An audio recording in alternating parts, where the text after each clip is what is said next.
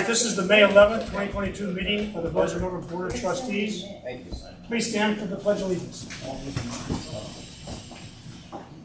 I pledge allegiance to the flag of the United States of America and to the republic for which it stands, one nation, under God, indivisible, with liberty and justice for all.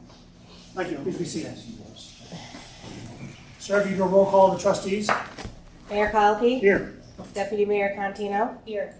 Trustee Herzog? Here. Trustee Arbogast? Here. Trustee Doro? Here.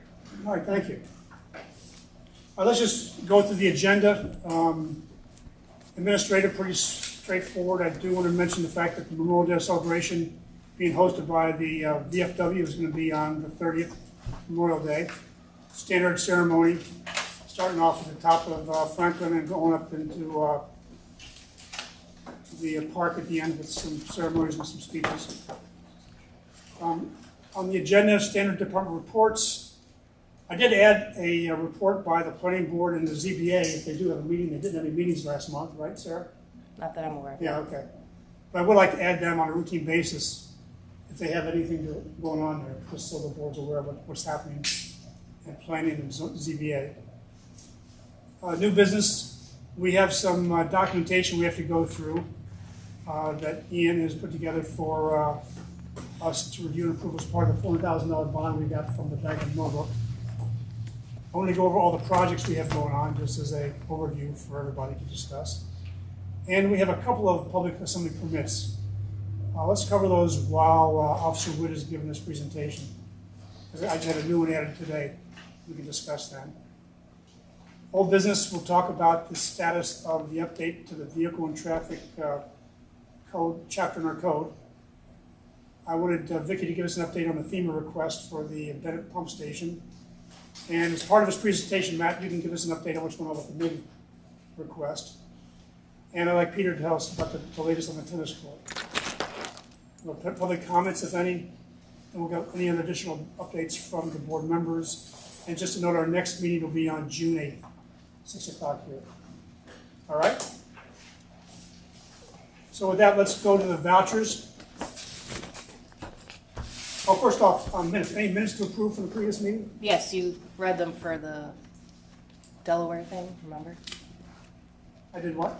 You wanted them early for the Delaware application? Oh, yeah, right. So they were put up online too. Did you send it to the board? I didn't send them to the board, but they should have gotten a notice that they were Has the board had a posted. chance to review those minutes? Any? Yeah. Huh? I haven't read those yet. Sorry. Has the majority of the board reviewed the minutes? Yes. Yeah. Peter? I wasn't there, so. Oh, okay, fine. So I have two. Any corrections or adjustments?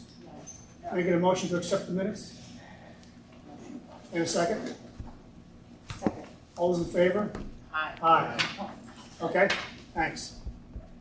All right, for the vouchers, we have vouchers to sign off for the general fund, the water and the sewer, totaling $104,235.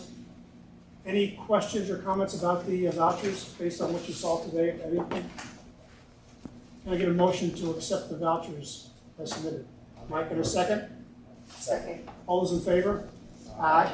Okay, thanks. We'll approve the vouchers. Just a note as far as the fiscal year ending this month, I would like to ask that all the department heads to submit any single kind of vouchers. Yeah. What do you call those? Yeah. Like say you guys got tires done or something and Yeah. things that we wouldn't know about. I'd like to get those submitted by the next meeting on June 8th. So in other words, you've got monthly things you routinely do. I don't know, cleaning of the hall, for example. Anything like that, any standard routine things, yeah, those won't come until July. I'd like to make a request that you get all those new kind of vouchers that you've just gotten that aren't routine into the office by the next meeting. Any problems with doing that? No. So Okay, you're just saying something that's out of the norm. Out of the norm, right. Okay. I mean, part of the budget, but out of the norm is part of your normal monthly expenditures, okay? Okay, I appreciate it, just so we can close the books as quick as possible, so they can start working on the AED, you know, Karen and Sarah. All right? Okay, thanks. With that, Ted, you're up. Okay. total of 73 alarms for April, 11 automatic alarms, 53 EMS calls, 1 structure fire, 1 good intent call, 3 brush fires, 3 flooding conditions, and 1 wired down. The paid ambulance went out 49 times, the volunteer ambulance went out 9 times, and 43 calls where the members responded to help. We had mutual aid come in twice for fire calls and 4 times for EMS, and we went mutual aid elsewhere 2 times for fire calls and 4 times for EMS. Pretty average month all around. How you feeling about mutual aid? It's holding pretty steady. We haven't Okay. been union on mutual aid. Oh, really? No, Okay. no, whatever's, yeah, Pleasant Valley and, I think we went to Pleasant Valley 3 times and Stanfordville once, if I remember right. All right. So, whatever, MSTAR's doing down there, it's working. Yeah, good, because they've expanded their hours of coverage. Yep. They still have the off hours, I guess, but I guess, UVL's gotten the message, so that's good to hear. Yep. All right. Sarah showed me today an insurance bill for damage to the, Correct, we had an engine that was damaged going to an automatic alarm a few weeks ago up in Millbrook Hollow. okay, So it's over at North Haven, at New England Fire in North Haven, Connecticut, which is our dealer. That's the dealer we bought it from. They're also a collision repair center. So they're working on getting components. It'll probably be out for at least 3 months. 3 months, really? Yeah. Just not because they can't do the work any faster, because they can't get materials any faster. Okay. A chronic problem. Yep. So, do we get a check for the settlement? We haven't gotten anything No, we got anything, okay. yet, no. All right, I'd just like to know in the future, if you have something like that, just give me a heads up, so I'm not, Oh, caught with, this thing from the insurance, I don't know what's going on here. Okay. All right, so it's repairable, it's the new truck, right? It's the newest engine, Okay. unfortunately. And what's the insurance coverage, we have deductible? $1,000 deductible. $1,000 So deductible. the total for the repair is 17,000 and change, and we're responsible for the deductible. Okay, fine. All right. Any other questions or comments for Ted? All right, thanks, Matt. Can we bring up about the MIG Yes, thing now? absolutely. Okay. Okay. So it was discovered after some discussion about the MIG grant that the roof project is ineligible due to the timeline. Right. Those funds are not released until October, and so we're certainly hoping that the project will be complete before then. So it's not feasible for us to use the roof for that grant. And by the way, when I heard about that, I went to the town board and told the town board that, and they agreed with my recommendation that we not pursue a MIG grant for the roof. Correct. But then there were other things you wanted to go after, so tell us about that. Correct. We've been in talks with the town for about 2 years now regarding the derelict house next to the transfer station. Oh, yeah. We've used it for training for a number of years, but it's becoming uninhabitable. Well, I mean, it's uninhabitable, but it's at the point now where I'm reluctant to use it for training due to the condition of the house. The floors have places that are soft, and I don't want to have somebody get hurt working in it, and there's mold and other issues. So I spoke to the town about 2 years ago, just before COVID, about demolishing that house and putting some shipping containers there as a permanent. Those are very commonly used now for fixed fire training facilities because they're inexpensive, and you can use them for burn detail, live burn training, because we can simulate a room and burn a little bit of hay or other material in it without damaging it to train our people to do interior fire attacks. We already do car fire and extrication training there and some other things. So basically, just turn it into a little more of a dedicated training facility. So I applied through the MIG grant for funds to accommodate that. The fire company had already voted at the time that we first discussed it to put some funds towards it, and hopefully the grant will augment that a little bit so we can make it a little bit nicer facility. Roughly how much are you thinking you need to upgrade that facility? So we had originally, the company had voted to put $100,000 towards it. 2 years on, I suspect everything's going to be more expensive at this point. So I applied for the grant purposes. I applied for $250,000 with the fire department contributing $50,000 of it. Oh, okay, fine. Is this the same building that the town has been talking about for years that they're gonna demolish? It's been discussed the last couple of years, yeah. Yeah, okay. All right. My wife was saying she thought that'd be a good house for us to buy as a next renovation. No, No? no. Yes. Oh, The I could have sworn you property, said that. the property was bought out of eminent domain because the landfill contaminated the groundwater. I'll bet. So it's uninhabitable. We actually burned one. There were two houses there originally. It was two parcels, Oh, and we burned one of the houses. oh, really? This one we can't because there's too much. There's too much. What's the word? Yeah, the asbestos and the vinyl siding and the shingles and the carpeting. It's not. Plus what's underneath it. Yeah, it wouldn't be economically practical for us to try to make that building. We can't burn buildings that have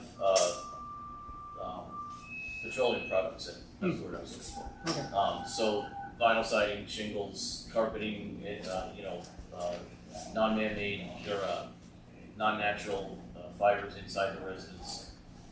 The whole house is paneled, so there's all kinds of glue and stuff. So it wouldn't be economically practical for us to put that building to a condition where we can burn it legally. All right, so summarize what you're gonna do. You're gonna use the $250,000 to upgrade that house or to add to it? No, that house will be demolished. Demolished. We will use the foundation that is sitting on the concrete slab and the support wall behind it as a base for shipping container structures that will let us do live fire training, ladder training, rope rescue, low angle rope rescue training. We'll put a concrete pad with a runoff containment for car fire training, so we avoid contaminating the groundwater getting worse than it already is, and some other. Okay, good. And the town's well aware of this, right? I've spoken to Gary about it, and I've worked a little bit with Bob Audie on it. We actually went and looked. We talked it over, and the fire company was going to pay for the removal of the debris after the house was demolished, the dumpsters and whatever we had to get, and the town was going to contribute manpower and their excavator to do the demolition. After he's been going at it a little stronger than I have, and I think they've decided that they're just going to hire someone to come in and do it instead of having the town try to do it. So, All right, fine. either way, we'll end up splitting the bill between us. Now, last time I talked to you guys, you were thinking about submitting the request for the slab out front, air conditioning, and windows. What's the story with that? We did not include that because after you looked into the big grant, it was better to, if money was put towards it, you had a better chance of getting the I grant. see. Some form of Okay, so in fact, action, you some put form of 50,000 towards action. it, better Right. chance of getting the 200,000. All right. See, it would have been perfect for the roof because we were We're already planning we to were already put putting money funds into towards it. it. Right over the dam. Okay, what can I say? Timing didn't work out. Okay. Any update on the roof timing? The roof material has been ordered. It was ordered the first Monday in May. We did give a down payment to JP Woods for 50% of $109,500.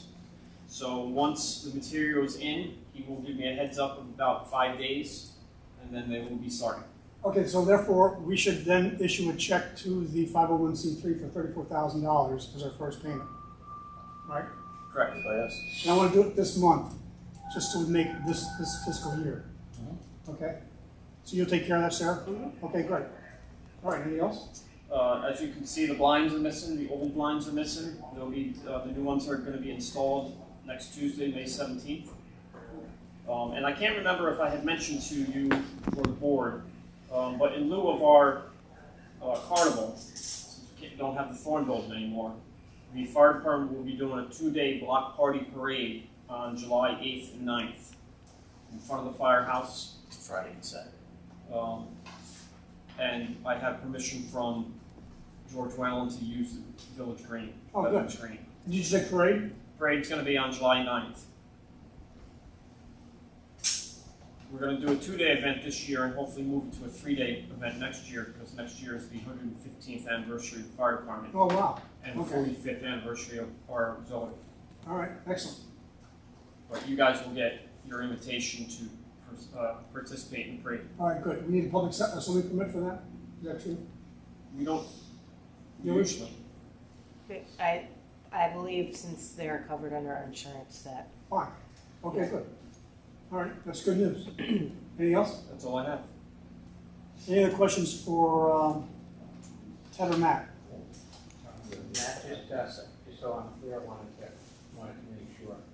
So the windows, I know in the front part of the firehouse that we discussed and we already approved the expenditure, that's gonna happen sometime this year, and we'll take before that's going on hold until future time, just check. What's, the windows are in next year's budget, Next year's budget, correct. okay.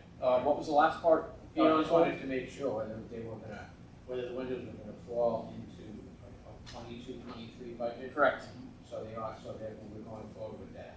correct. Okay, all right. All right. Roughly from a budget point of view, I was surprised at showing that you're about 100 grand underspent year to date. However, that doesn't cover the 60,000 we put towards the reserve for the next fire truck. And it doesn't cover the 34,000 that we pay towards the down payment on the roof. So pretty much we're caught up. It's close, yeah. Okay. I just gave Sarah a couple of bills, nothing too crazy, a couple $100 from service from my staff truck. And the hose test was conducted last Thursday. Good. So I should be getting an invoice for that by the end of the month. So, and that'll be about $5,000 or so. All right, fine. Well, that's pretty close to your limit, so Yeah. do what you can to constrain the rest of the month. Yeah, we're pretty well done. And then I'll have the bill for the blinds. That's already covered the $4,000, yeah. Correct. That's fine. Okay, good. Anything else for the fire guys? Thanks, guys. Okay, Officer Witt. Good evening, everybody. In front of you are the numbers for May of this year. 90 total incidents, 4 traffic tickets, 19 parking tickets, 2 property damage auto accidents, 2 road hazards, and 2 disabled vehicles. We assisted other agencies, the state police twice, the Dutchess County Sheriff once, the town of Poughkeepsie once. Fire department, we assisted 7 times, EMS 17, and 2 court details were completed for the town of Washington. 1 arrest was made, 2 domestics, 1 drug complaint, 2 larcenies, 1 trespass, 1 harassment. Public service-wise, suspicious activities, 1 mental health incident, 2 burglar alarms, 2 lockouts, 5 missing children. Those are more runaway situations. The children were located all 5 times. Lost found property 1, animal complaint 1, 2 FOIL requests, 2 911 misdials, 2 civil complaints. Community policing, 1 property check, 1 assist citizen. School checks were a little less because we had the spring break, spring recess in there. We assisted the state police and sheriff's office with the Millbrook Marathon uneventfully, and Officer Del Judas did the Palm Sunday procession with the 3 churches without it. All right. Any questions for the officer in charge about the police report? Okay. What else do you have to talk about? The sign?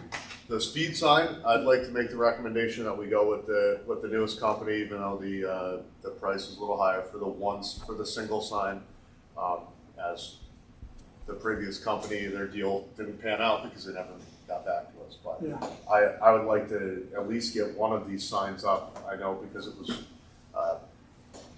it's almost a compromise. I believe a compromise from our police reform. So that, Okay. and we know that it's been asked for by the general public, and it's been a desire of the board to get those going, so I'd like to. Any question for the board in terms of what we're talking about? This is basically the same thing we were talking about almost a year ago, not quite, where we had a 2-for-1, but obviously the company stiffed us because prices went up and they probably couldn't afford to sell us that. And so here's one sign. It's a mobile sign. We can mount it on whatever, telephone pole or whatever, and move it around. Right, Bob? At the behest of the police based on where they think there's issues that need to be surmised. The thing keeps track of speeds, regardless of whether they're speeding or not. So this, Anonymous data collection. Right. It's not going to take your picture. Right. Just surmise data. How much is it? 5,500. Now, to pay it, what I wanted to suggest is that we use funds from the Thorn Trust account, justified based on, we anticipate increased traffic around there, and this is one place we'll be looking to monitor traffic. Up toward the Maple Avenue, Right. Franklin intersection, where we actually for years have had complaints of Yeah. um, So this complaints will of speeding, and this will actually let us know if it's occurring or it's not occurring or it's just a public perception of speeding. Yeah. So I'd like to use that to fund it, which is an account that we have not fully expended, right? So it's available to us. This would be not any budget line other than taking it from revenue that we've already accrued from the trust. All right. It's hard to tell, and I agree, Officer Webb. It's hard to tell if people are actually going above 30. On Hartsville Road, dropping my kids off at my parents, and people are speeding by. I think seemingly. Right. It does appear that it is hard, and I extend the invitation to you as I have everyone else come ride around with us for a day, and you'll get a better idea of what 30 miles an hour actually looks like. I know the high speed I've gotten on Hartsville Road is 63.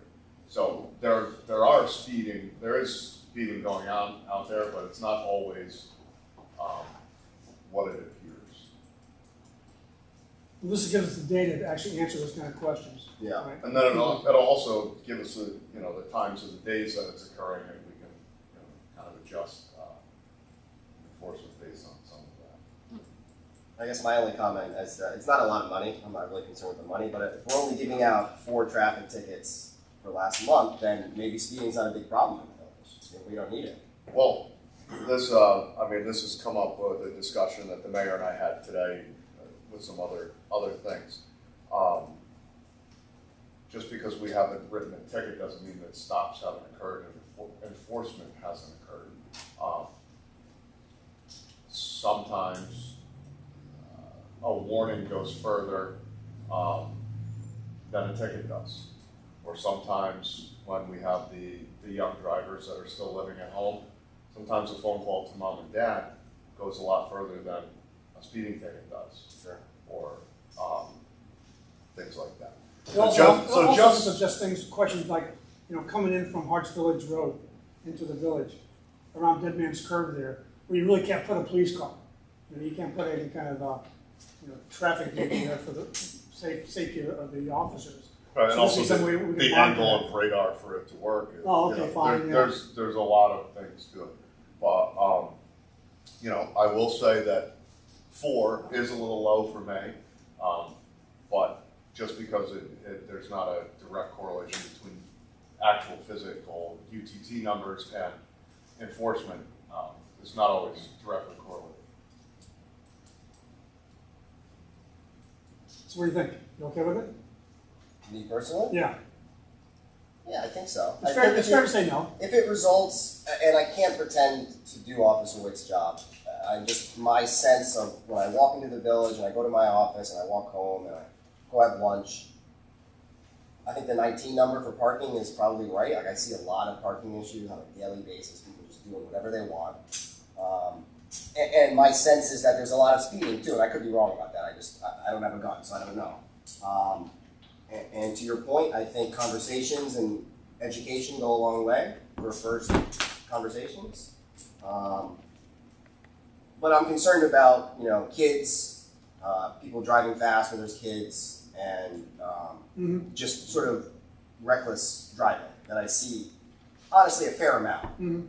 Because I used to be a reckless driver, so I know reckless driving when I see it. So that's what I'm concerned about. Just everyone's safety. Underline used to be in the minutes, please. Used to be. The mayor actually came and saved me out of a snowbank many moons ago up in Grangeville. He helped me dig out my car Is that right? after a little snowstorm. So. Okay.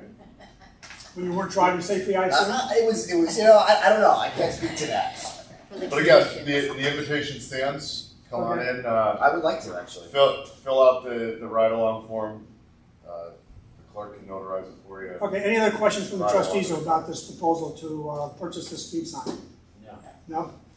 All right, I'd like to make a motion that we allocate the funds to purchase this one speed sign. Can I get a second? Second. All those in favor? Aye. Thank you. Okay, next, what else is on your mind? We've got a couple public assembly permits. You want to do those first? Yeah, let's do those next. I see the Eucharist procession. That's never been a problem for us to. All right, so that's a request Accommodate. from the Knights of Columbus of St. Joseph's to do a procession. What's the date? June 19th. June 19th is Sunday. Rain date June 27th. It starts like at 1 o'clock. It goes to like 2:15 or so, where they go from the church up Franklin, over Maple, down Merritt, and then back around to the church. It takes like a half hour or so. We've done this in the past. Any issues with me approving that request for an assembly permit? It does require us to have an officer. What do? You just go in front of it?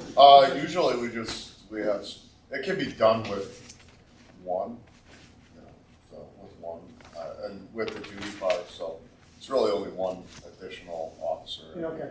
Usually, they walk on the right side of the road, and we usually go behind. So it's really not even there's no real traffic Okay, fine. issue. So any issues with me signing that? No. Okay, fine. The second is a request from MECAC to do a 5K run through the village.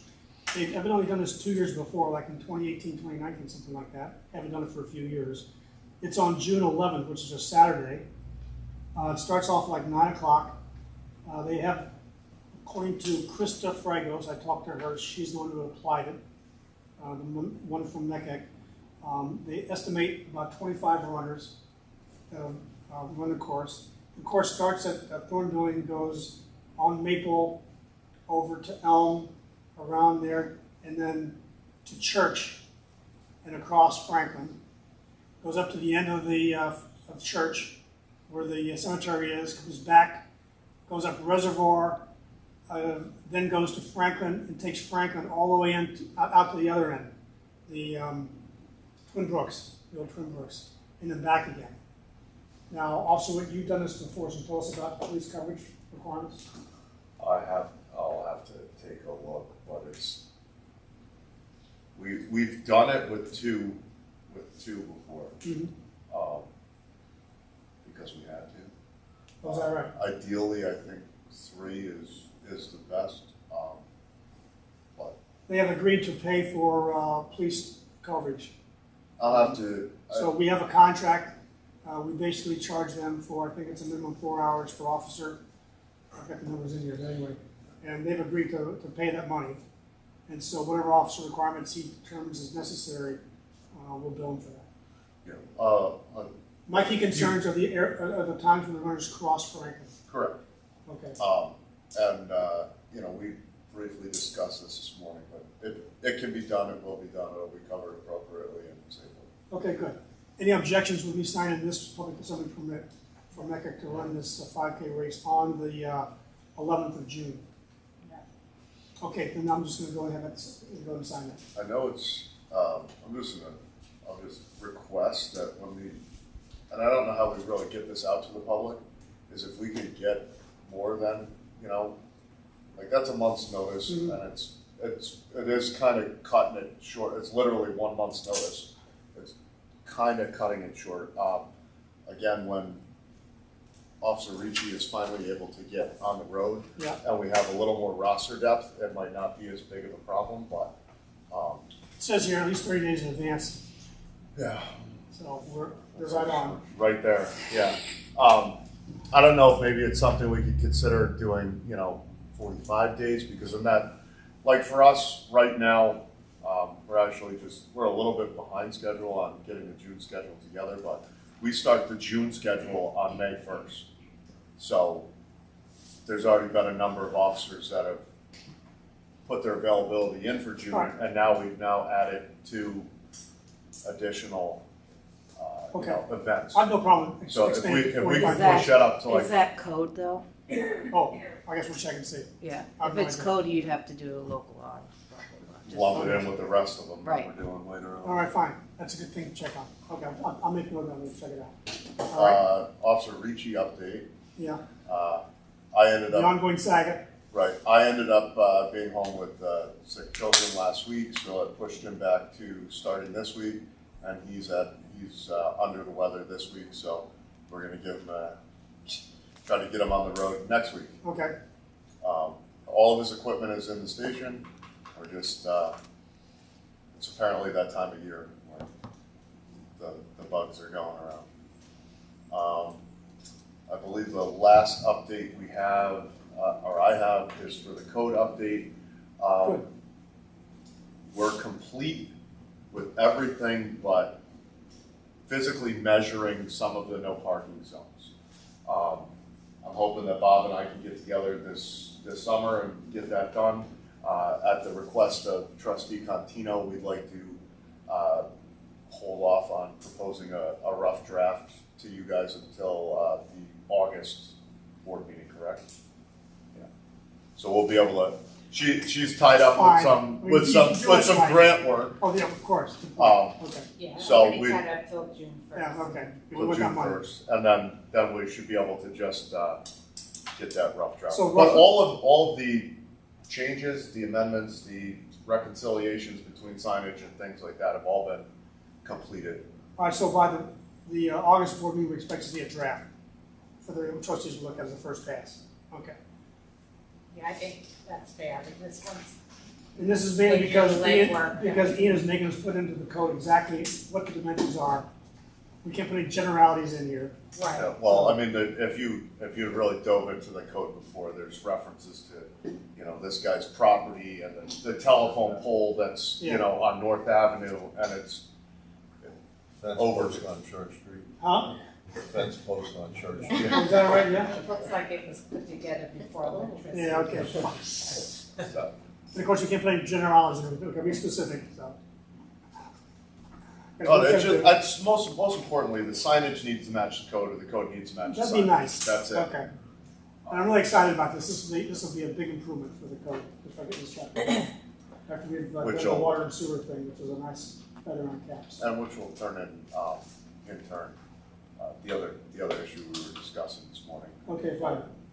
It'll tie a lot of that off. Okay, good. I think there's a lot of benefits in doing this, and taking our time to do it right. Thank you. Okay, any other questions for the officer in charge? Anything else on the agenda we should be asking now before we? If you want to talk about bullets. We did, you'll see in here that we did make our ammunition purchase for the upcoming year. $4,200 worth of ammo. It'll cover both range dates and replenishing any ammunition that we need to use to dispatch animals or things like that. But it'll cover both training days. We'll have a training day coming up within the month, and then one again in the fall. That'll more than likely incorporate a low light or a night shoot, so that we train appropriately. It's easier to do that in the fall because it gets darker sooner. So that's like an annual allotment for ammo for the officers. There's many for training. And I'll be honest, this one is a little large because we're playing catch up also. Fine. Because we did not have ammunition reserves that we should have had in the past. So we're playing catch up a little bit this year. So the bill shouldn't be this high going forward. Just stay in the budget, that's all I ask. Right. Also, there are cheaper options that are good, but the wait times on them were 6 or 8 months out.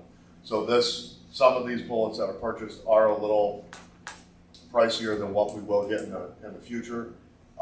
Orders will be set up with the wait time windows in line or Okay. in line in the future. All right. You mentioned Officer Richie having COVID. What about the other officer? Well, I don't like to. Fine, we won't. I don't like to speak about people's personal medical issues. Let's just say we do. There's COVID within the police force, so Right. we're dealing with it. Yeah. So we do have some. It's going around. So It's the not- criteria is quarantine for 5 days. And as she put her mask on. yeah, quarantine for 5 days and then 5 days with a mask afterwards. Yeah. That's the criteria. So. Okay, good. Any other questions for the officer in charge? Is there shelf life on the ammo? Or just, I don't really know. I mean, I know usually like when we go for the range day, we'll shoot off the duty ammo that we have, because after a while, in and out of the gun or in and out of the magazine, you know, it wears, and then you run the potential of you know, misfires or no fires as things get banged around. But the stuff that's in the boxes, pretty much no. You know, if it's in the ammo locker, it's good to go for a while. Years? Years. Okay. Yeah. All right. As long as it's kept dry and cool and dry and, you know, undisturbed, yeah, Okay. it'll last All a right. long time. Other questions? Okay, thanks. All right. Highway, Bob. Yeah. Okay, It's got some pretty pictures too. brush removal, daily brush pickup ends on 5/31. Mowed and trimmed and removed leaves from Village Hall, mowed other properties. We put our protective tarps on all the sanders. Cleared dead trees and brush from behind the jailhouse at the village garage. Picked up a dead deer on Harts Village Road. Assisted cook sanitation and clearing. Oh, hang on. So you do that? You pick up dead animals? Yes, And how do you dispose of them? we bury them. Really? Okay. You did one on Franklin recently? What's that? You did one on Franklin? Because I remember seeing one on Franklin. That's the state. Oh, the state takes care of that, because that was done like in a matter of a half a day too. Yeah, that's the state. Oh, all right, fine. But yeah, anything on the village roads, You have to go pick up. we pick up. You pick up by hand, or what do you do? Well, we use the backhoe. Oh, you do? Okay, fine. Kind of drag it into the bucket, Yeah, all right. because we're gonna dig with, we're gonna use it to dig the hole also. Did you pick up domestic animals also, like cats and dogs? But thankfully, we haven't had to, I was just wondering if Would somebody you, if lost you had their one? cat or dog. raccoons and stuff like that, we pick up. Road kills, yeah. Those are supposed to be reportable accidents. Trustee Conti. Because Domestic animals are reportable accidents. Oh, is that So right? we should, Someone would know, like. yeah, ourselves, the sheriff's office or the state, and then we would let Bob or the state know, or the county, depending on, we don't have any county roads here in the village, but. So if it's a wild animal, you report it, but if it's a domestic, you have to report it. Correct, like if you run over a raccoon, you just keep going home. If you Yeah. run over a cat or a dog, it's a reportable accident, Okay. we need to call the police. The reason why I'm glad to hear that you do pick up roadkill is because the vultures, that's a great way for vultures to come. Yeah, no, we pick up. All right, good. All right, good, thanks, go ahead. I picked up a dead. Okay, we assisted cook sanitation and clearing a blocked storm drain pipe and several catch basins on 9 Partners, which was creating a flood situation. We located the property that is causing that situation. It's a driveway that's being flushed down into the catch basin and then into the pipe. It was all gravel, and it just backed everything up. Oh, it's gravel, okay. So hopefully we won't have that problem again. We put out all the flower barrels on Franklin Avenue. The flowers are going out next week. We don't have an exact date, but I think it's going to be Friday the 20th. That's all being arranged. We blacktopped the patch on Merritt Avenue. Blacktopped the shoulder on Maple Avenue turnaround. And we blacktopped the water main repair on 9 Partners Lane. Swept up gravel on Front Street, Valley Farm Road, and Harts Village, all due to heavy rains. We built a concrete retaining wall on the corner of Valley Farm Road and Route 44, which was eroding away. And we repaired potholes on a regular basis. We located a basin and the dry well and determined what was causing the flooding problem on Linden Court. And Those are pictures? That's the repair. that's the Merritt. Left two are Merritt, and then the right one is Before 9 and Partners. after. And then the other one was the shoulder. That's the flooding situation on Linden. which, that's in the street. That's the grass and the street. There's a dry well that's in the where that, beyond that cone, that is supposed to take the water in. And it's a dry well that actually allows water in, it doesn't fill and distribute it out, which is a normal dry well. This takes it in and stores it. Because of a house that is draining water, and the combination of the storms, it just overwhelmed that dry well and went into the street. So as you can see, we had to have it vacuumed out. And it hasn't been a problem since, but it hasn't been as wet. So did Ken ask the property owner to move the exit of the? I asked him to do that. He said he was going to be sending fine. a letter. So y'all know where this is? This is on Linden Court. I think that's Mike Murphy's house just in back there. So it's at the bend. Yeah, down, Mike Murphy's house is two down and to the left. Yeah, right on the left, right. So that's this big bend on Linden Court going back to the circle. And so the house that's to the right of the cone has a sump pump drain going out on the yard. Wait, I'll bet you it's 200 feet from here. Oh, easy, yeah. Right? But it's going all the way down here and it's filling up that, flooding that corner of the road. So that truck was there the time you had it pumped out one time, right? Yeah, we had to find the dry well. To find the dry well. That was about 1.5 feet deep. So what we asked the owner to do was, instead of running, so his house is here, here's where the corner is, that's where the sump pump exit is. We asked him to move the sump pump drain to this side. There's a creek over there that goes under the road to the pond that's on the other side of the road. And so the request to the owner is to move your drain tile to the other side of your house, hit that creek, and then you can run all the water you want to. Now, unfortunately, he doesn't have any obligation to do that. Yeah, just request. We'll see what happens. Yeah.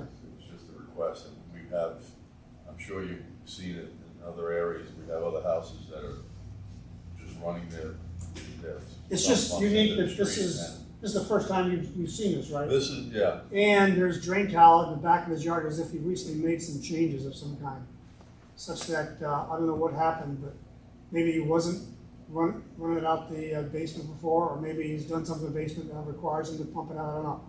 But anyway, I'll follow up with Ken and find out what he's done to ask the owner to make that change.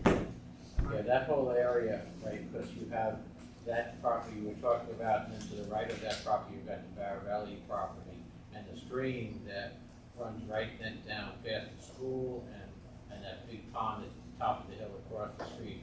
It's a natural aqueduct into itself. That's Yeah, okay. where everything drains down from the top of Nine Partners. It used to be where the reservoir was for the old Yeah. village water, I think, right? Exactly. Yeah. So it's as I said, it's a natural well. So you're going to see this problem again during. And we'll try to incentivize the owner to do this, because it would make sense, instead of running across his lawn into his brush there and onto the street, he would run it to the creek, and all the water he wants to can go there. It has to go past his driveway, which is a gravel driveway. Right. So we'd have to do some digging up there, but it shouldn't be amazing. It's not like it's blacktop or concrete. it's the way it should have been done originally. But Yeah. I guess they figured it was so much yard. I know that it will never get there. That I would never agree. get there, but Right. the ground is so saturated right now that the water's it's not draining. All right, so but now it's not flooded. You're saying it has gotten. No, it's been good for a while. All right. The sump pump pumps a little bit, but not the way it was. All right. I mean, you can go there right now and you can see water coming out of it. Yeah. And it hasn't rained, Yeah. Okay. you know, or whatever. Yeah. Some water coming up into that garage, into the basement. Tell me We about have this. several of those around the village. Okay. Well, this has been a real test in the spring. That's the worst. And there's a catch basin across the street from it, which we also had them clean out. So, All across the driveway. yeah, Yeah. no, across the road completely. 'Cause Yeah. it went across the road, Oh, okay. um, All right. and it wasn't draining properly there either. So we opened that up into the pond. Yeah, the pond's right there. So. Yeah. So Okay. that should be all right. But like I said, it might not happen again. It all depends on how much water's in the ground. All right. Taking it back to this retaining wall you put on the corner of Valley Farm Road, is this back where where Scott had this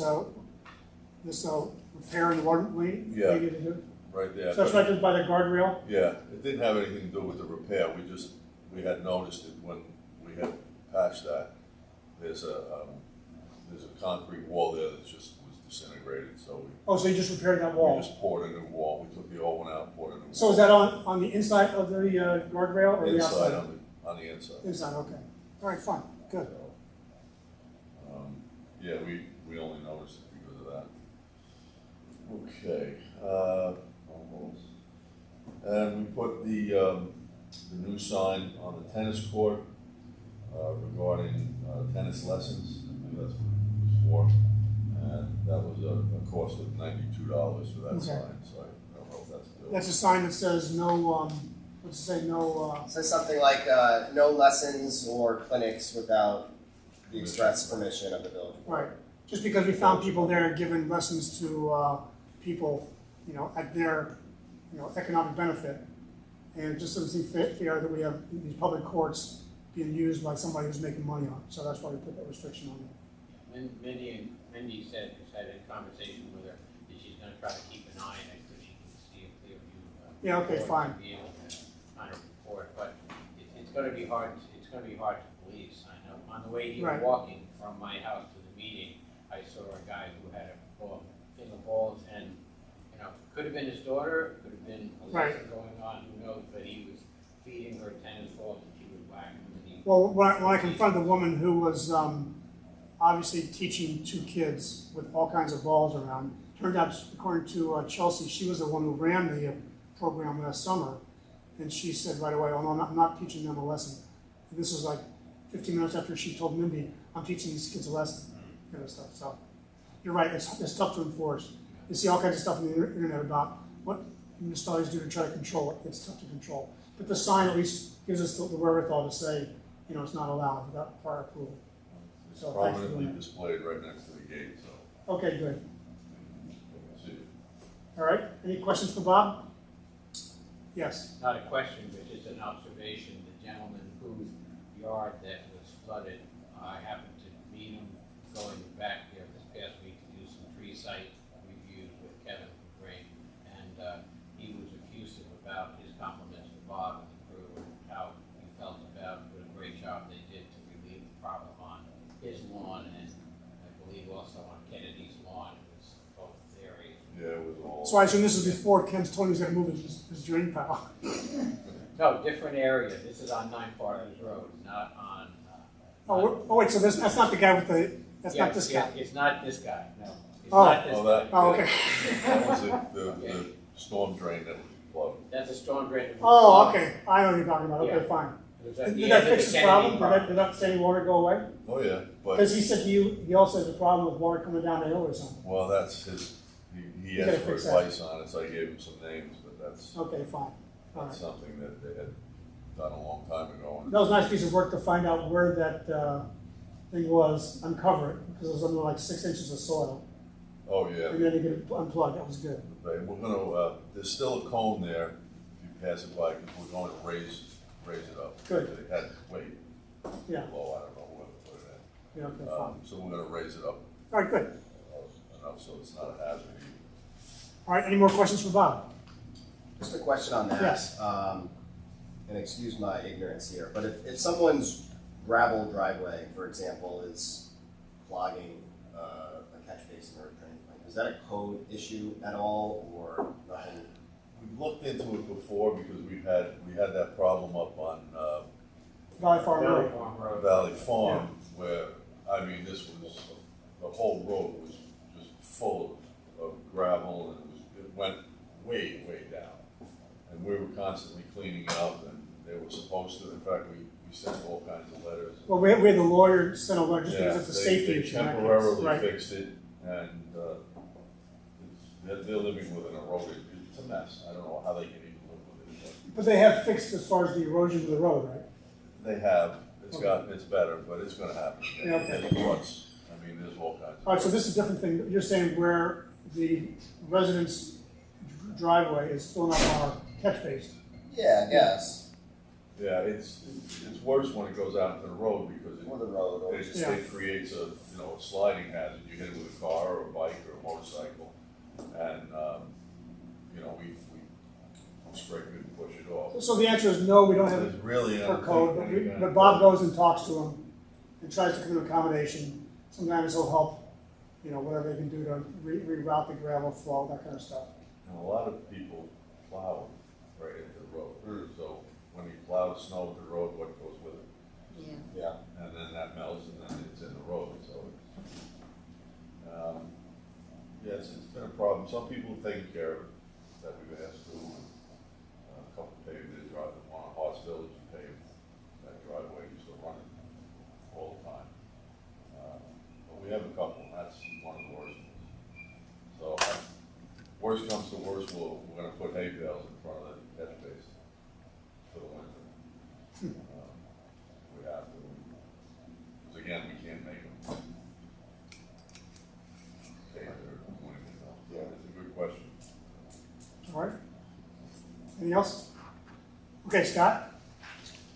All right, start with the water. For April, we produced 5,324,386 gallons. Average daily flow was 177,500. All monthly maintenance and sampling was done. Flushed the fire hydrants. We replaced one water meter. There's a leak at the old Hale House at the Bennett Complex. We located the line and we actually shut it off on Monday. Okay. And what we're dealing with now is we have to find all the water lines up there because they have to pull them out of the ground. So, yeah, that's just something we've been dealing with. In fact, I was in there the last 2 days dealing with that. So you have to pull them out of the ground because why? Well, on one side, up by Exmoor House, they have to remove the fire hydrant, and there's another fire something up there by the old arts building. Okay, I don't know that area. Okay. You know where the president's house is? Yeah, sure. It's just to the north of that. Okay.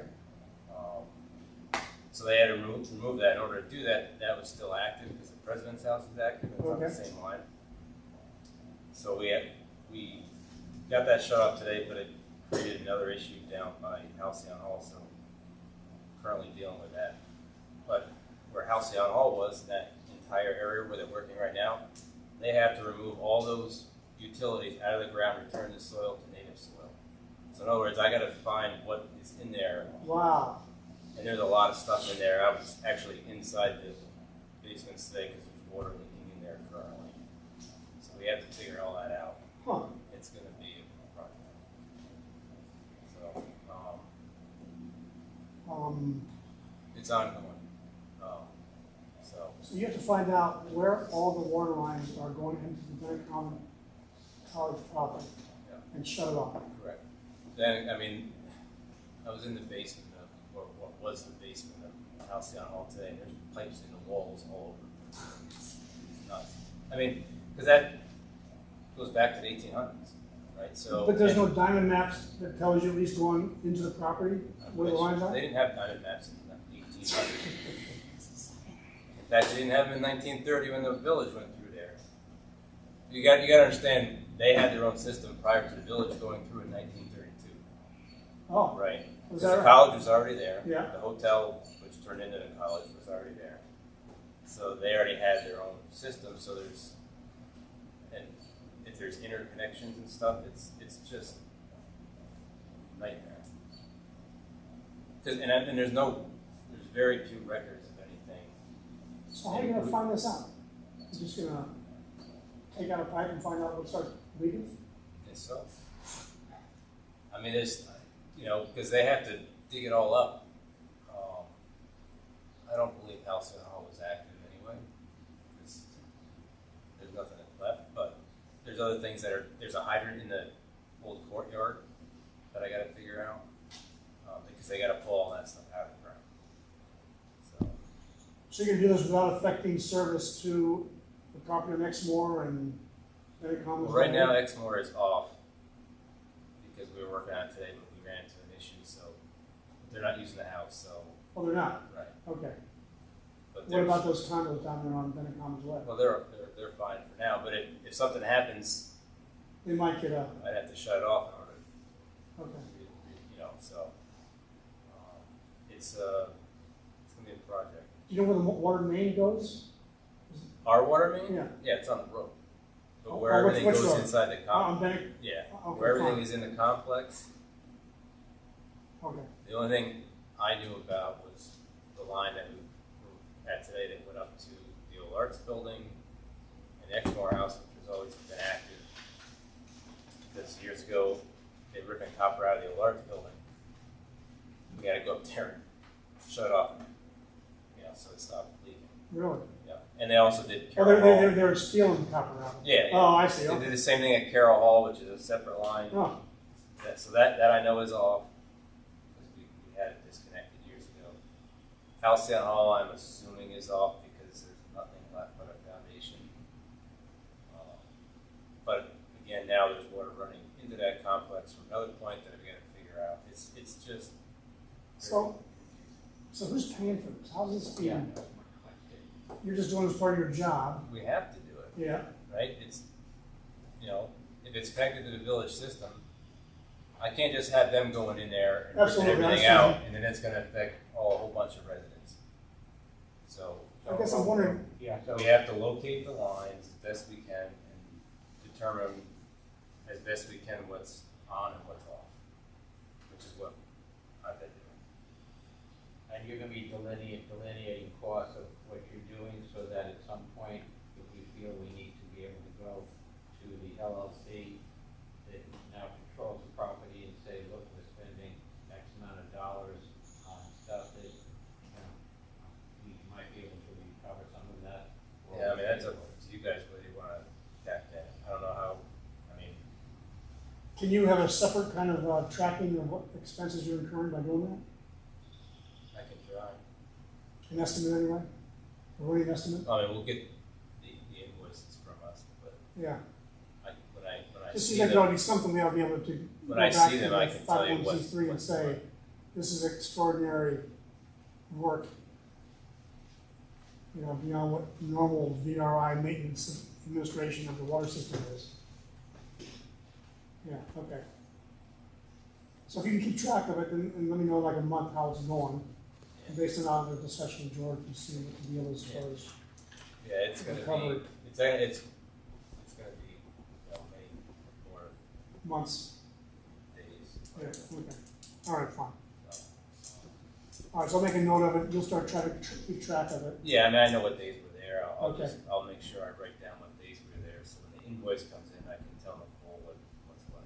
Okay, good. That'd be great. All right, thanks. Not a problem. All right, what else? On the water, that's it. That's enough.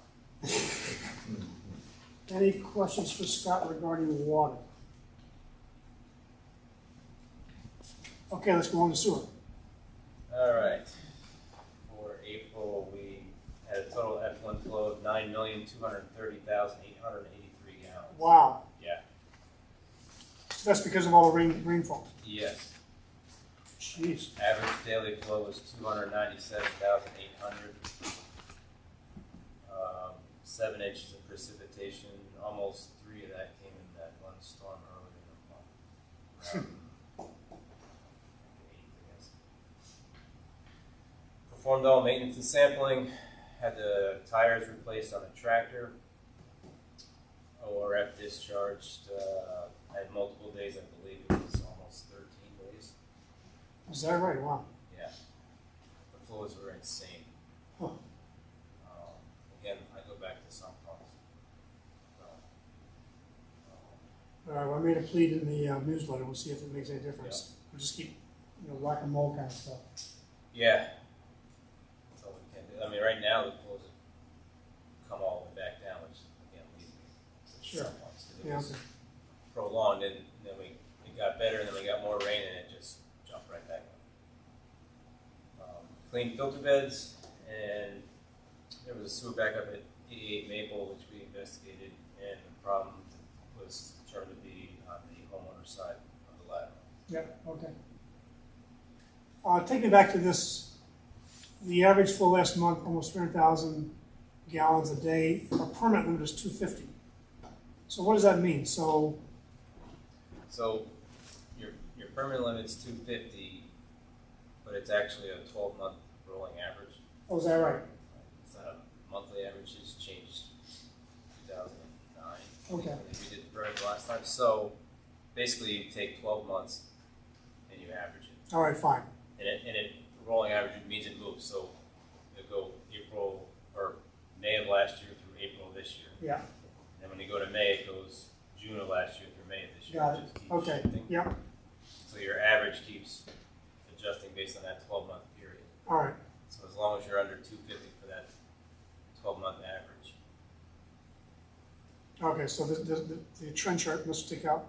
It does. It's like a sore thumb. There it is. Yeah, That's a record. right. So you'll see on that, the green is your monthly average, Yeah, and the orange is your 12-month rolling average, yeah, okay, fine. which is what the permit is based on. All right, fine. So you'll see the spikes when that particular month is over or higher, whatever. But your monthly average, you can see the orange is under your permit. Sure. Okay, fine. So you don't list the precipitation for the last month? You didn't have it? Did you know what? I probably missed it on there. It was too high to put on the table? No, I probably just didn't do it right, All right. but it'll be there next Okay, fine. for sure. Any questions regarding sewer?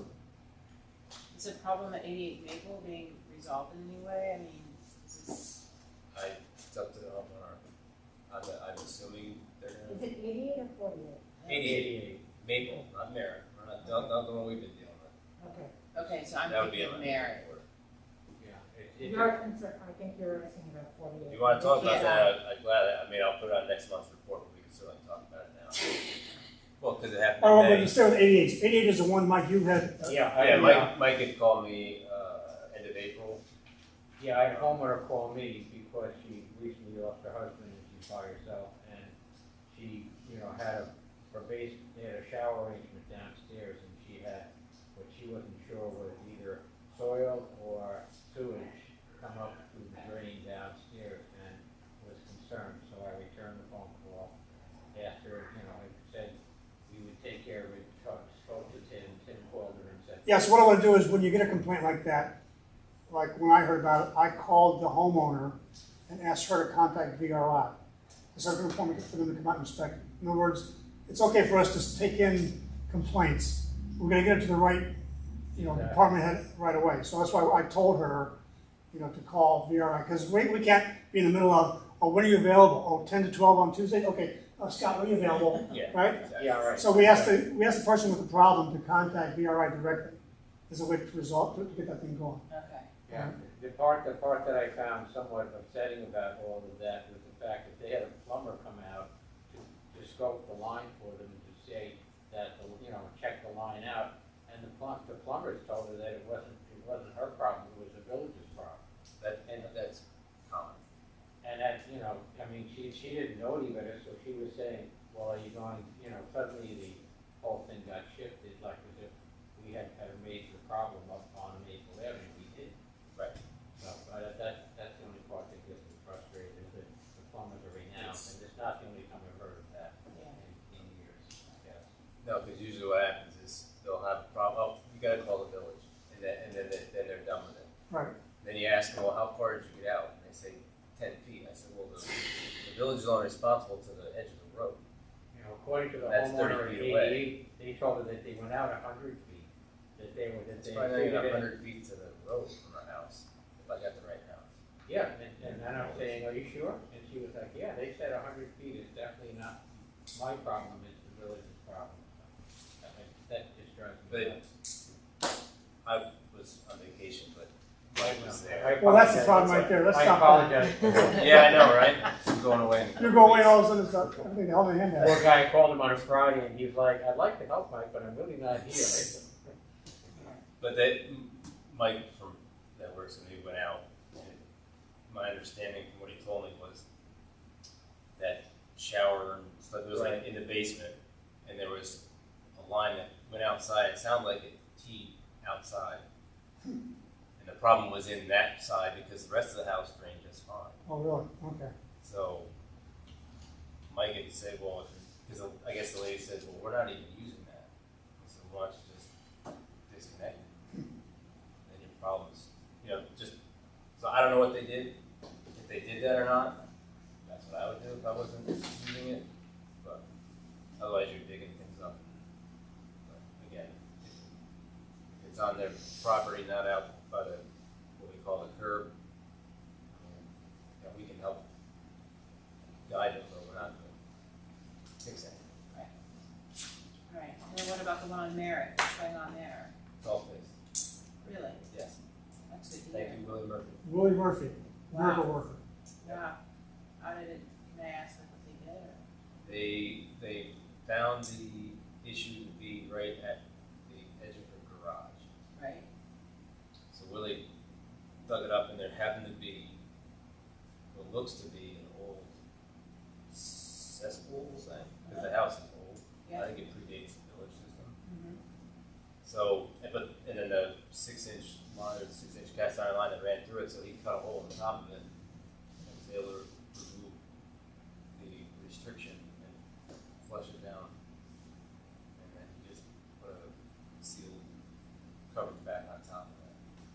That's great. About 1/100th the cost that she was looking at. Yeah. The, That's amazing. Yeah. Yeah, that's great. I think this is kind of a public service announcement, but the blockage seemed to have been mostly caused by Clorox wipes.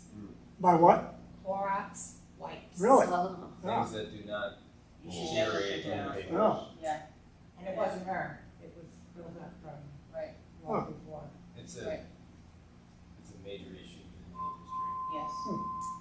Not only to clog lines and clog pumps and cause, for anybody who has this system like the village or any other private, a lot of maintenance cost. Like we have to replace the pump, especially for here, it's not cheap. Right, So right.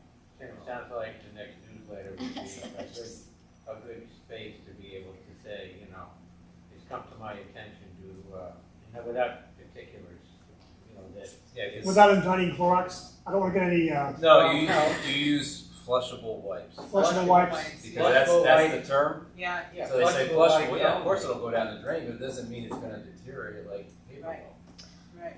You can't. It's terrible. So Good point, Mike. I'll do that. Yeah.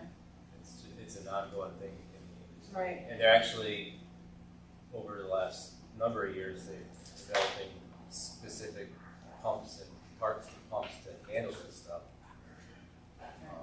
Because I don't think it's going to go away.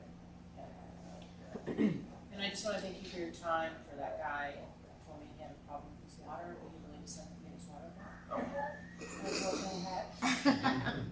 Yeah, yeah, I was like. Another example though where the complaint comes to you, you should say, call VRI. Yeah, and I will, but what do you do about someone like that, like what? Is that, They don't pay their water bill? yeah, I mean, does it go to collections, do you It turn off goes the water, like what happens? It'll be re-levied on their taxes. Okay, The problem with him was, I think, last year we 2 could, years. 2 years? Last 2 years we couldn't re-levy. So, but this year we can. So the way it works is if you don't pay your bill, we'll re-levy your taxes, add it on to your tax bill. If you refuse to pay that, then come the following March, Dutchess County pays us and then goes after the person through court or whatever. I believe if they don't pay for 3 years, then their house can be put up for. Yeah, okay. But basically, we will get the money, it just takes until the following March, and then Dutchess County takes care of whatever litigation is required. Correct. Okay. Why couldn't we re-levy the last few years? Because of COVID. COVID, Really? yeah. That's why the re-levy account is about, what, $60,000? Between the two is like 80,000. 80,000, Wow. Water and sewer. yeah. There's a moratorium on. Oh, the moratorium. Right, right. Okay. So, sorry to waste your time. No, it's not Yeah, a waste. yeah. I mean, Yeah, no, it's his business. yeah, Yeah, let's go. I know. we're here It's for just- you. Don was right on top of it. Yeah, she was, I She's loved great. it, I loved it, and she I got got it all. older, she got back to me and I was. Minutes. it's all on the computer. Yeah. Minutes. Yeah, and I was like, why are you wasting my time? So, yeah, and he All was, right. He obviously left that part out. yes. No, he Convenient. definitely, he said, I have a problem with my water. I'm like, oh. Any other questions for Scott? Can we talk about the FEMA grant now while he's here? I mean, is Peter had a that- question. I'm sorry? Just one Oh, question. Peter. A town resident asked me if there's a moratorium on sewer hookups in the town, Yeah, that's a good question. and I didn't know the I work answer. with the same president. I wanna say yes. You mean a moratorium for someone in the town to get hooked up on the sewer system? Yeah, I don't know. I've told people who've asked me that, no, we, at this time, can't accept any requests for people outside the village to hook up into our sewer system or our water system. Scott, I think, has made a case in the past, I think he's made a case, it's revenue we could take up, we could take. And the question is, will our system, withstand it? I think from your charts even, I think you're the belief that we can Yeah. deal with more. I think if we're just talking single family residence, what's that, 100 gallons a day? Yeah, okay. I get more than that from my sump pump. All right. The concern I have is setting a precedent. So, if a person says, can I do it? And we say yes. Then the guy next to him says, well, can I do it? Before you know it, you bomb up the whole street kind of thing. But I don't know, what's the board think about that? Any reason why no, there's no moratorium. But in the past, we've been very reluctant to add people to the system. and who has the ability to say yes or no? Is it I us? think we do.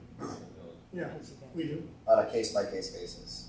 Yeah, unless we want to make some kind of a blank statement, but yeah, it should be case by case. Yeah. Because you don't want to, say, oh, all right, we're open for business, and I have a new condo Right. outside of 9 Partners come in and say, hey, Mike, what do you think? You've got a lot of history with this. Yeah, well, I guess what concerns me is that if we were just village at this point, 2 issues. First, the fact that we have had people from the town make requests, and builders that have come in the past 50 years, including going all the way out to Eastern Government Center, have said, we'll put in the lines, so if we put in the lines, what's the problem? And the village has said, fine.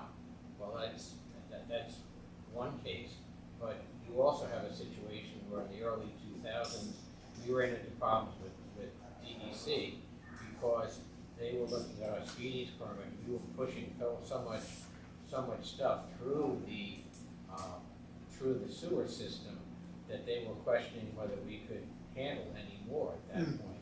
And that goes back to 2005, 2006 in that time frame. And because of that, we have people with our own geographic village limits up on 9 Partners Road in that part of the village that don't have sewer and water.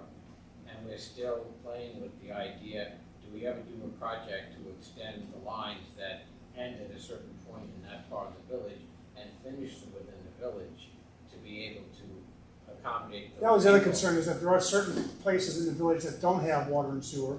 You mentioned up on 9 Partners. The problem we have there is there's like 39 residents, I think, is what I tabulated. And an estimate by Delaware said it would be about, I think it's $2 to $3 million to extend the lines up there, mainly because it's above or close to the height of the water tower. Therefore, you need a pump up there. And I think to get the sewers out, you need a pump to get it down or something. So there's major expenditures associated with it. There's no sewer line at 9 Partners. No sewer line up there? No? Okay. There's one down Linden Court.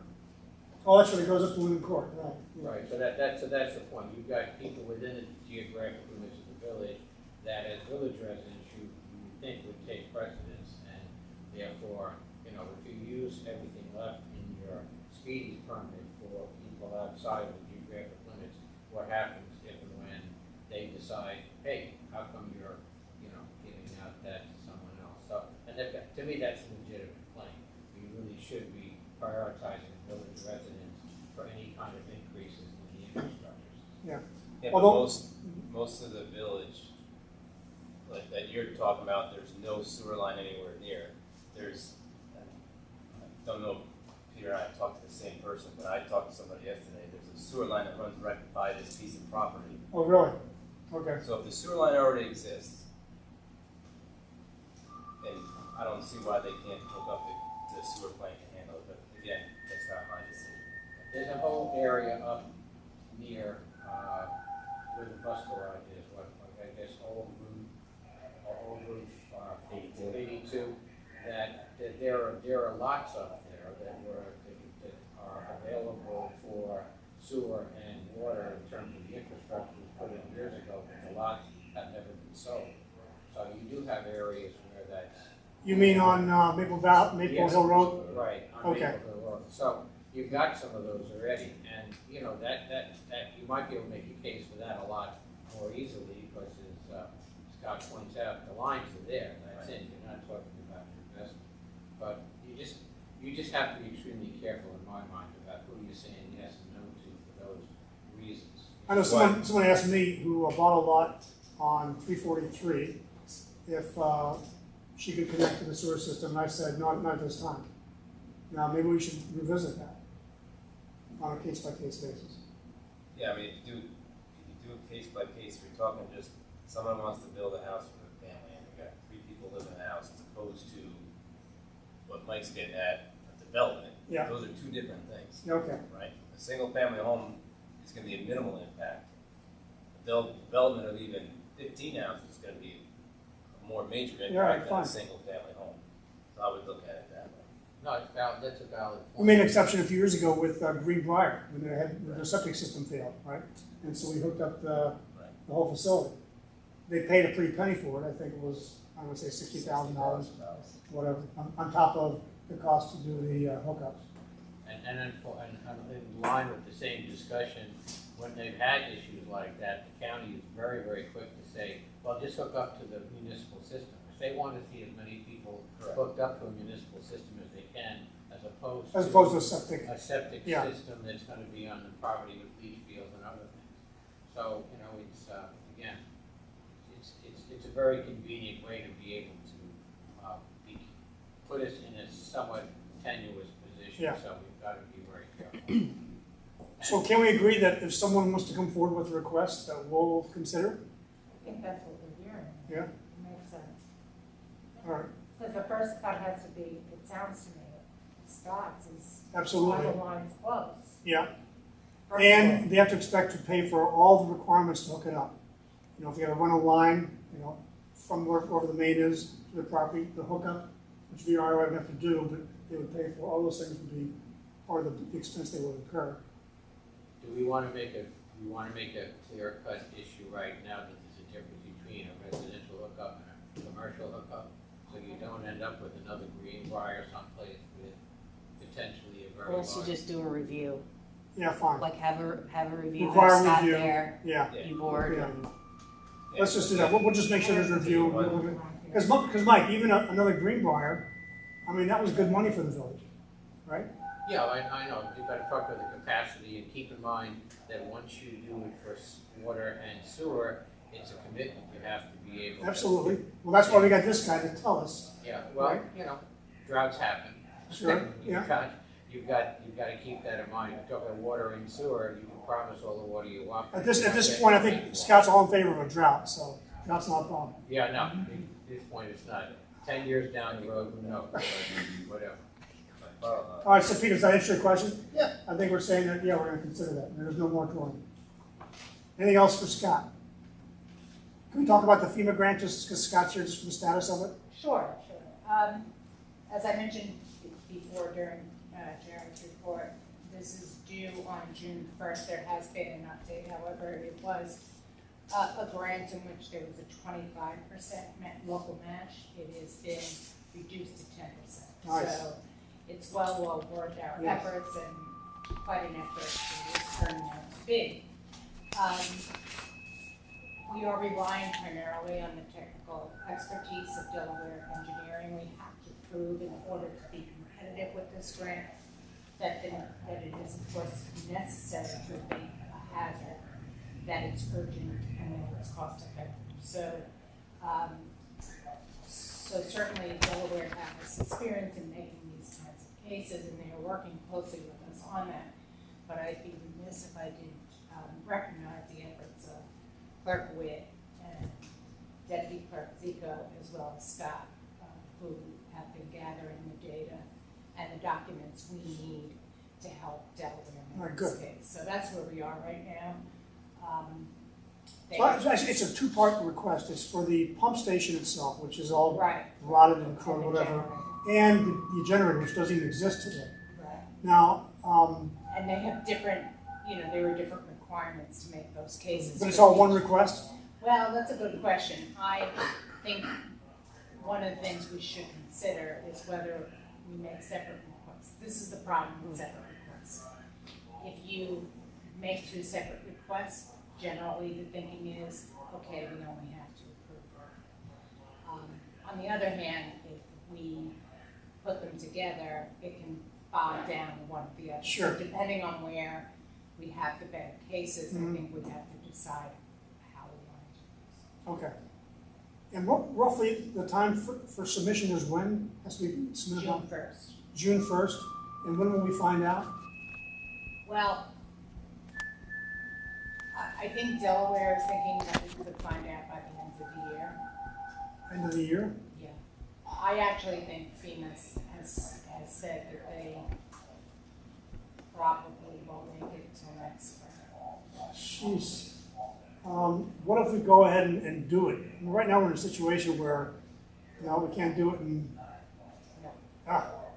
Just reluctant to grant, you can't get. Yeah, I mean, the bond requirements are pretty standard. so we've got the money. Expenditures post-award. I mean, ideally, we have the money, it's $227,000 is the estimated cost for the whole kit and caboodle. And we've got $250,000 from the bond, so we could do it now, but the trade-off is if we do it now, we can't go and get a grant for it. That, and I don't know if Delaware has identified somebody who produces the generator soon. Which also has a long lead time for Yeah. delivery. There's been supply side. Maybe by Whatever next we call spring, those that'll in. be resolved. So, I think right now we have our fingers crossed that the pump station will keep on working, right? I've had my fingers crossed for years. If it failed tomorrow, do we have the ability to go and, on an emergency basis, get a pump station to replace it or not? No? You're not gonna get one in a couple of days. I mean, I don't know what you'd have to get. You have to rent a large pump, use a lot of gas, make a lot of noise. It's probably, so, I mean, you gotta do it in a hurry. Yeah, right. Yeah. So risk reward, I mean, is it worth waiting another year? I don't know, honestly, because though they shared a draft with us of the application based on information that we've supplied, I think the meat of it is still not shareable with us. We don't have it yet. Mm-hmm.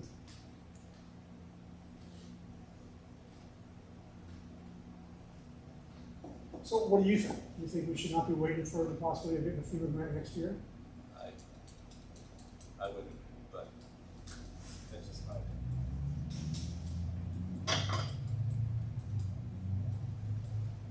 Do you have any experience in Delaware, like going through this process and evaluating? They already. So again, I'm sorry, but for goods. They're gonna be charging us for what the preparation is. Sure, We're ready to absolutely. learn. Yeah. I mean, That's part of the cost though. I think we've already got it included in the $227,000. okay.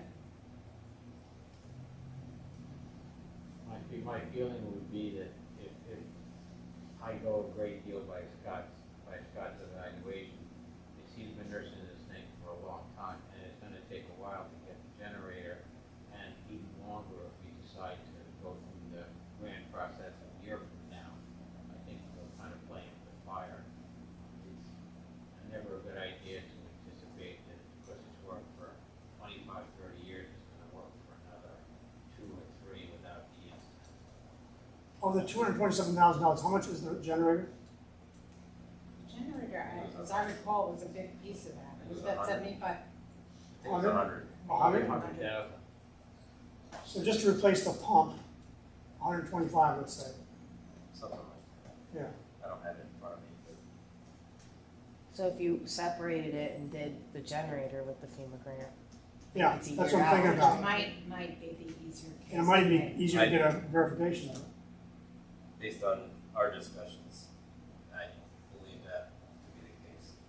I think we can make a better case for that than flooding, because I don't have any records of, I mean, I have to go through 30 logbooks to try to figure that out. Yeah, what he needs to prove is that there's sufficient flooding of the area that's caused the damage on the pump itself. I mean, it's kind Why? of obvious that it probably does happen, but I don't have any pictures, I don't have any Okay. documents that say, hey, it's happening.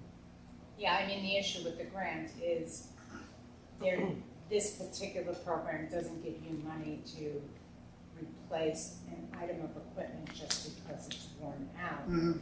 You have to actually be documenting a hazard Yeah, and what our effort is going to be to mitigate. Mhm. So, you know, I mean, it really lies with you whether, With not having a generator there, the hazard is that the place overflows if I don't get it pumped out in time, therefore causing an environmental.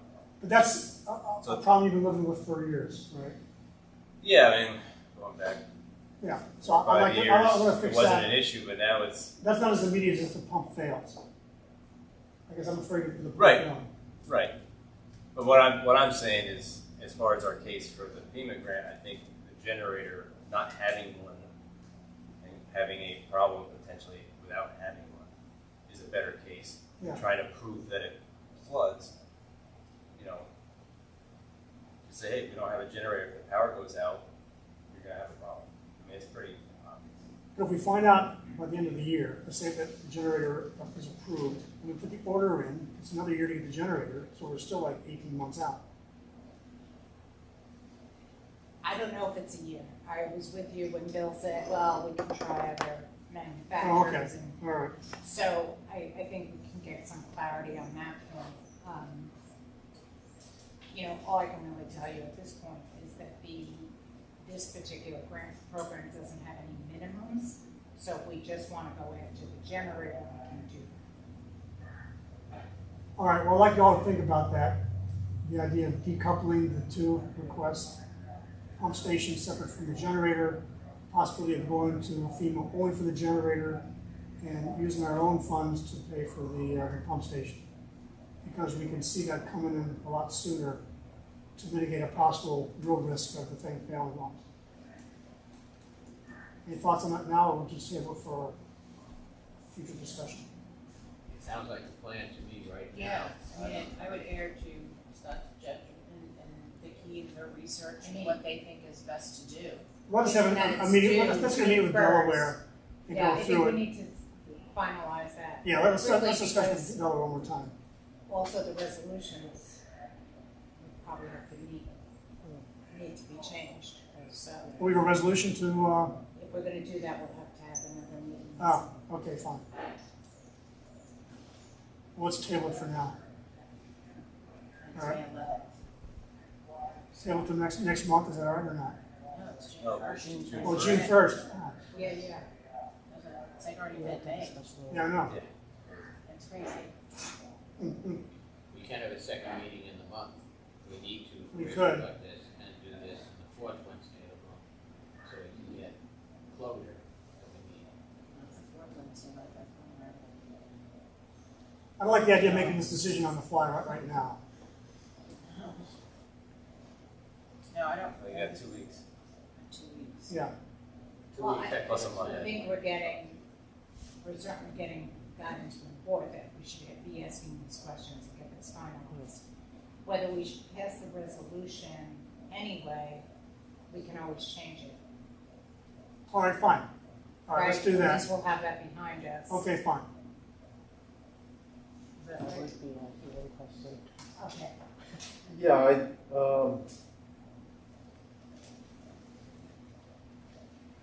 you're talking about, so there's a few resolutions, you're talking about for the pump station, Right. there's a resolution approving the project, And authorizing the grant application. And then you've got the bond resolution that goes with that. I don't think that's gonna change. The bond resolution. No, that shouldn't change. Right, so it's just the resolution authorizing the grant application essentially. And Tim's signing this. Well, the secret resolution I don't think is gonna change because the project itself, you're talking about, you're gonna be, you know, redoing the pump station, right? Right.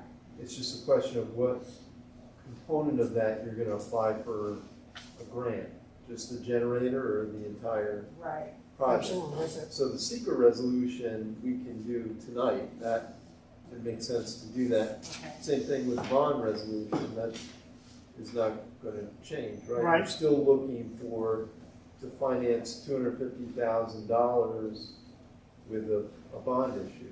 Yes, towards Would be replacement the of the other- pump and the generator. Right. It's just the resolution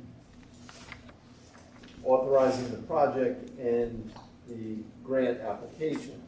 And I would say, yeah, you could adopt that tonight, and you could always amend it or revise it. If the board decided that you only want to apply for generator. All right, fine. All right, so let's, we'll wait till we get back to the resolutions and have that discussion again. Anything else for Scott? Okay, so Sarah, you're up. Okay. And are you gonna include all these resolutions in your pitch? I mean, we can put them in, it doesn't matter. Everyone has them, so. Okay, fine. My reports are pretty short, so. All right. Go ahead. Okay. So for the treasurer's report, I will read from the top 4 accounts. And this is ending April 30th. Tax account, $256,659.86. General fund, $375,702.36. Water fund, $103,079.60. And sewer fund, $79,574.12. And I know that you guys have received the operating statement. I do have the resolutions for the Bennett pump and the wall. Thank you, Ann, for supplying that. Just working on bank reconciliations with Karen so that we can prepare for the AUD. Tax prep work so we can have the bills out before June 1st. And just working on the FEMA grants for treasurer's stuff. Yeah, we still have the COVID piece that is also. Oh, yeah, right. Right. That's not gonna happen for this fiscal year, right? Well, yeah, we submitted June 1st as well. Yeah, it's We're about gonna meet at $5,000, but next it's not gonna happen fiscal year. until next fiscal year. Right. Okay. And the reserve for the fire truck, it shows you did deposit that. It doesn't show up on the operating expense report, but it is there now. Right. I have to Right check here. and see if I might have just not done the journal All right, entry for fine. it. I'm gonna check on that though. Okay. And here's the 20,000 available for the roof. 20,000 from this reserve plus 14,000 from the budget will be the $34,000 check we'll write to the 501c3. Right. Mike's still got $7,600 in his tree replacement program. That's good. Okay, any more questions for Sarah regarding the treasurer's report? Okay, go on to the building. All right.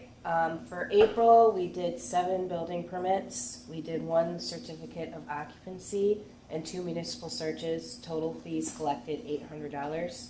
And I didn't know if Matt or Andy were going to be here tonight for.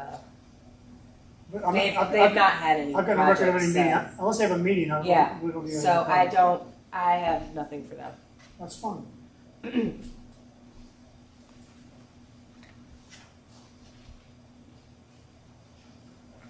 We send more money to Oval Tennis. Is that why the tennis account? We just recorded it. We didn't send more money, so it just wasn't recorded, and the money's transferred.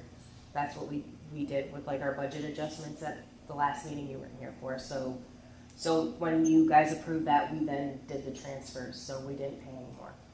Yeah, before this, the deposit, which we paid a while ago, Yes. wasn't reflected on. Yeah, it just wasn't So they recorded. just updated to show that deposit being made. Right. Okay.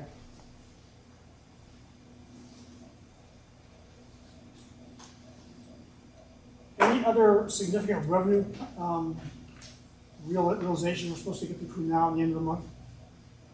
We received the AIM amount, I see it. Right. Looks like we're pretty much received all of our revenues. I believe so. All right. Probably nothing very significant, to my knowledge. So you see, for the year, revenues were 70,000 to the green. Yeah. More than the budget, which is good. Yeah. And the expenses are coming pretty much on target, so far, fingers crossed, we should be in good shape. Yeah.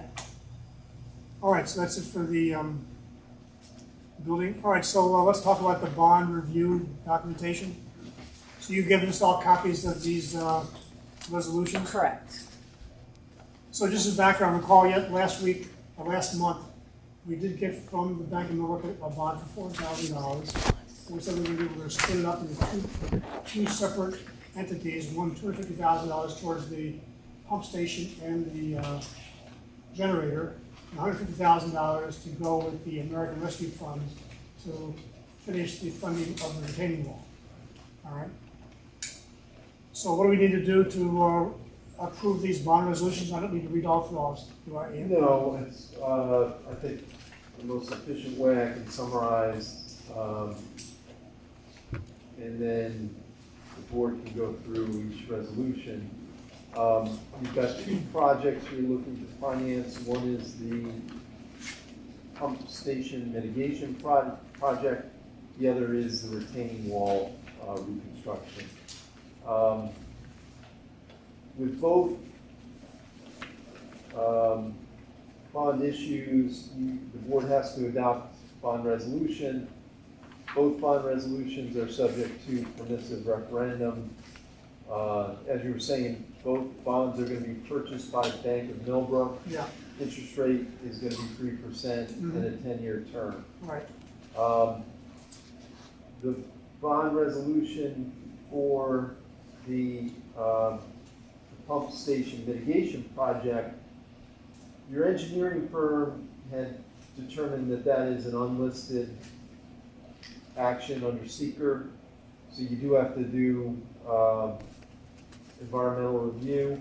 So the first resolution for that project would be a seeker resolution declaring yourself, the village board, as lead agency, determining that it is an unlisted action under seeker, and then going through the criteria under the seeker regs, making the determination that there is not going to be any adverse environmental impact. And that's that first resolution. Okay. The second resolution is the resolution to approve or authorize the project itself, and as well as the application for the FEMA grant. And then authorizes the mayor, village mayor, to sign any and all documents necessary to make the application for the FEMA grant. And then the third resolution is the bond resolution itself. And again, that's a resolution authorizing the issuance of a bond in the amount of $250,000 to pay for the pump station mitigation project. And subject to permissive referendum, I prepared the notice, I gave it to Sarah. Yep. And 10-year term, 3% interest. All the documents are prepared for that. So, if you want, I can take the board through the three resolutions, but for each one, you need one person to move, another to second, and then roll call vote. Okay, so why am I'm seeing a seeker for the retaining wall, a bond resolution for the retaining wall, a seeker for the pump station, and a bond resolution for the pump station. Correct. That's four. Why'd you say three? I was doing these one project at a time. The pump station has three resolutions: seeker resolution, the FEMA grant resolution, and the bond resolution. Oh, all right, I don't have the FEMA grant resolution. Do I? The grant. Do you have your packet? my Yeah, FEMA I have package. a copy of it if you need it. I have it. The grant resolution confirms that we have the money for the match. Right, That's essentially do we have money for the match? yes, 10% in our budget, because that's required by the. It Oh, it okay. authorizes the project, and it allocates the matching funds that you need to apply for the grant. Okay, Okay, there's this is the seeker, that's the secret. and here's the authorization for the 250,000. Yeah. And where's the one for the, I have an extra copy of yeah, it. this is the retaining wall over here, right? Yeah, and then there's one here.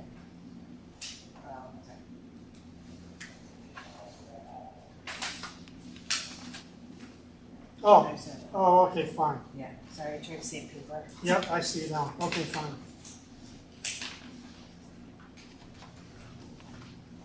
All right, how do we proceed then? So again, order should be seeker resolution, FEMA grant resolution, bond resolution.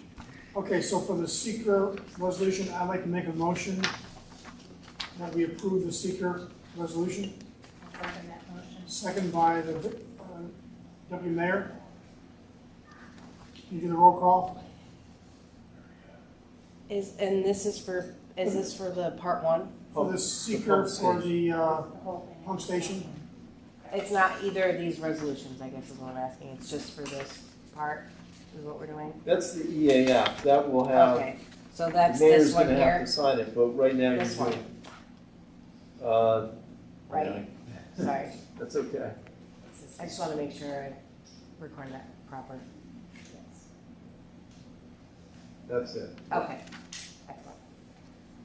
So moved by Tim, seconded by Vicky, all right.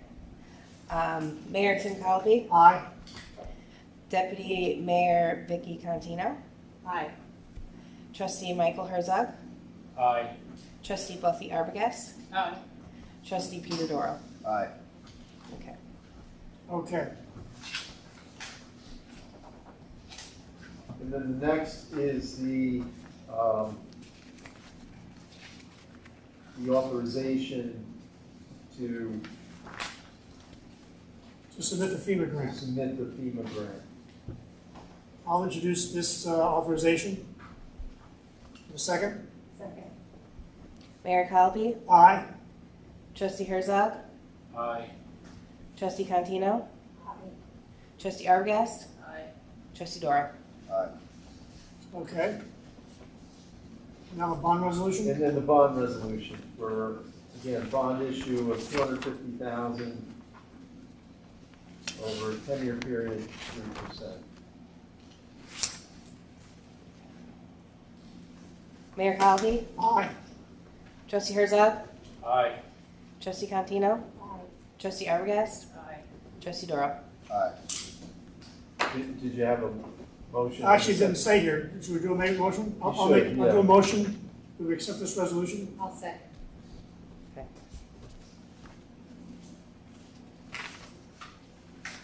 Okay, that takes care of the pump station. Correct. And then there's the retaining wall project.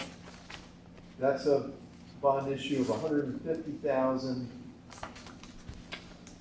This is a type 2 action under seeker, which means it's exempt from environmental review. You don't have to engage in any environmental review. I did prepare a seeker resolution that just says that. It's a type 2 action. The board has determined that, and that you don't have to engage in any environmental review. That's the first resolution. And then the bond resolution for the issuance of $150,000 serial bond. Again, Bank of Millbrook purchasing that, 10-year term, 3% interest.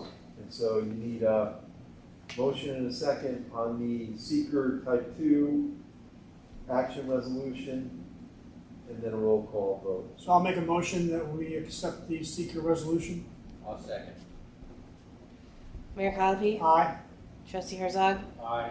Trustee Contino, Aye. Trustee Arbogast, Aye. Trustee Doro. Aye. Okay, and then for the bond resolution, I'll make a motion that we accept the proposed bond resolution.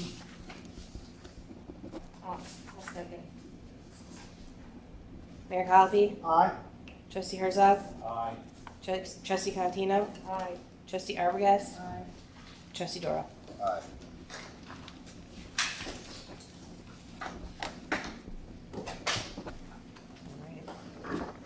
Anything else to do there, Ian? That's it. Very good. Actually, as you explain, as you walk through it, it makes more sense. When I first see it, I'm not just overwhelmed by it, but thanks for taking the time to explain. And just to be clear, the reason the retaining wall project is considered a type 2 action under seeker is all you're doing is replacing what's already there. And under the seeker regulations, there's a provision that says if you're not doing anything new, you're just replacing existing structure, Okay. it's a type 2 action, which means it's exempt. All right, very good. Okay, thanks. All right, that covers the bond documentation review and approval. Oh, jeez. We've already talked about all this, other than the village. Well, Peter, why don't you give us an update on the tennis court? I spoke to Oval last month or so, and they're supposed to be starting the tennis court resurfacing next month. Will they give us a heads up, like a week advance notice or something? I will confirm. Okay, fine. Bob, you don't need to do any prep for that, right? That's just simply a matter of, yeah. You need it done. So all we need to do is know ahead of time so we can put a notice up on the fence, right? Right.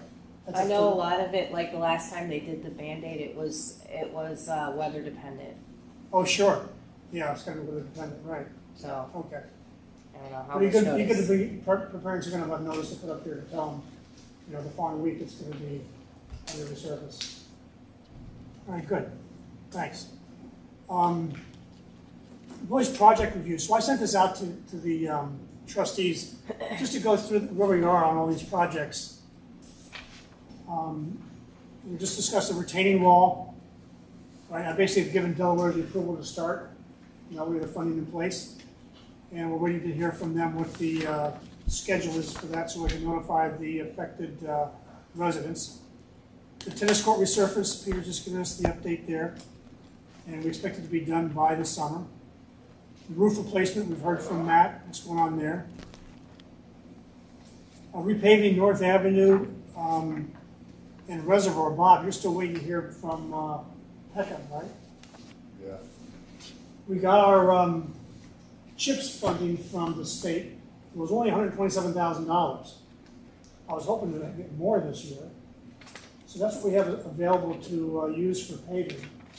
And the estimate we got from Peckham last year to do both North Avenue and Reservoir totaled, I think, $120,000. That's before the big increase in the oil price. So I'm really worried about whether we're going to be able to do Reservoir this year or not. So we'll find out, when we get the numbers, we'll see what we can do. But right now, the North Avenue is number one on the list, and we'll see what we can do from there. Or we can hear back from Bob from Peckham. All right? The mobile speed sign, we just talked to Officer Whiff told us about that. We're going to go get that money. Actually, I said from the H&L trust account, we're actually going to use the Thorn trust to use it, to spend that money. Firehouse upgrades, so you heard from Matt. The windows is good.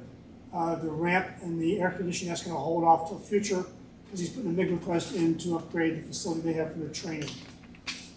And basically, they're looking for Dutchess County to pay $200,000 of a $250,000 bill. Pump station and generator, we already talked about that. Sidewalks, we're waiting to hear from Dutchess County on our community development block grant request, right? So once we hear from them, then we'll know what we're going to be doing as far as the sidewalks this summer. In the wastewater treatment plant upgrades, so Delaware, they're working on the report, and they gave us a date when it should be done, which is July, I think, right, Vicki? Recall when Delaware is going to have that report available? That's what they said. Yeah, July. So that's a report that we will then submit New York State to request grant money to go fund a significant portion of whatever improvements we're gonna make to the sewer plant.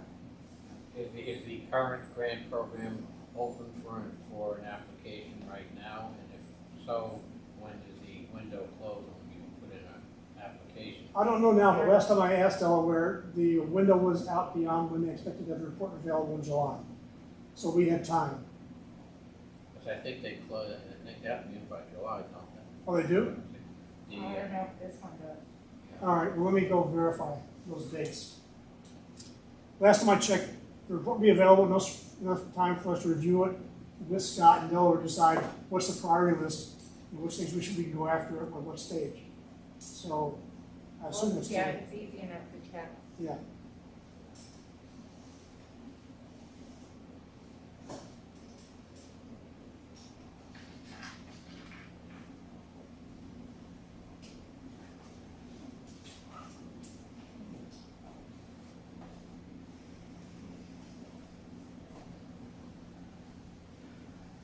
Thanks, guys.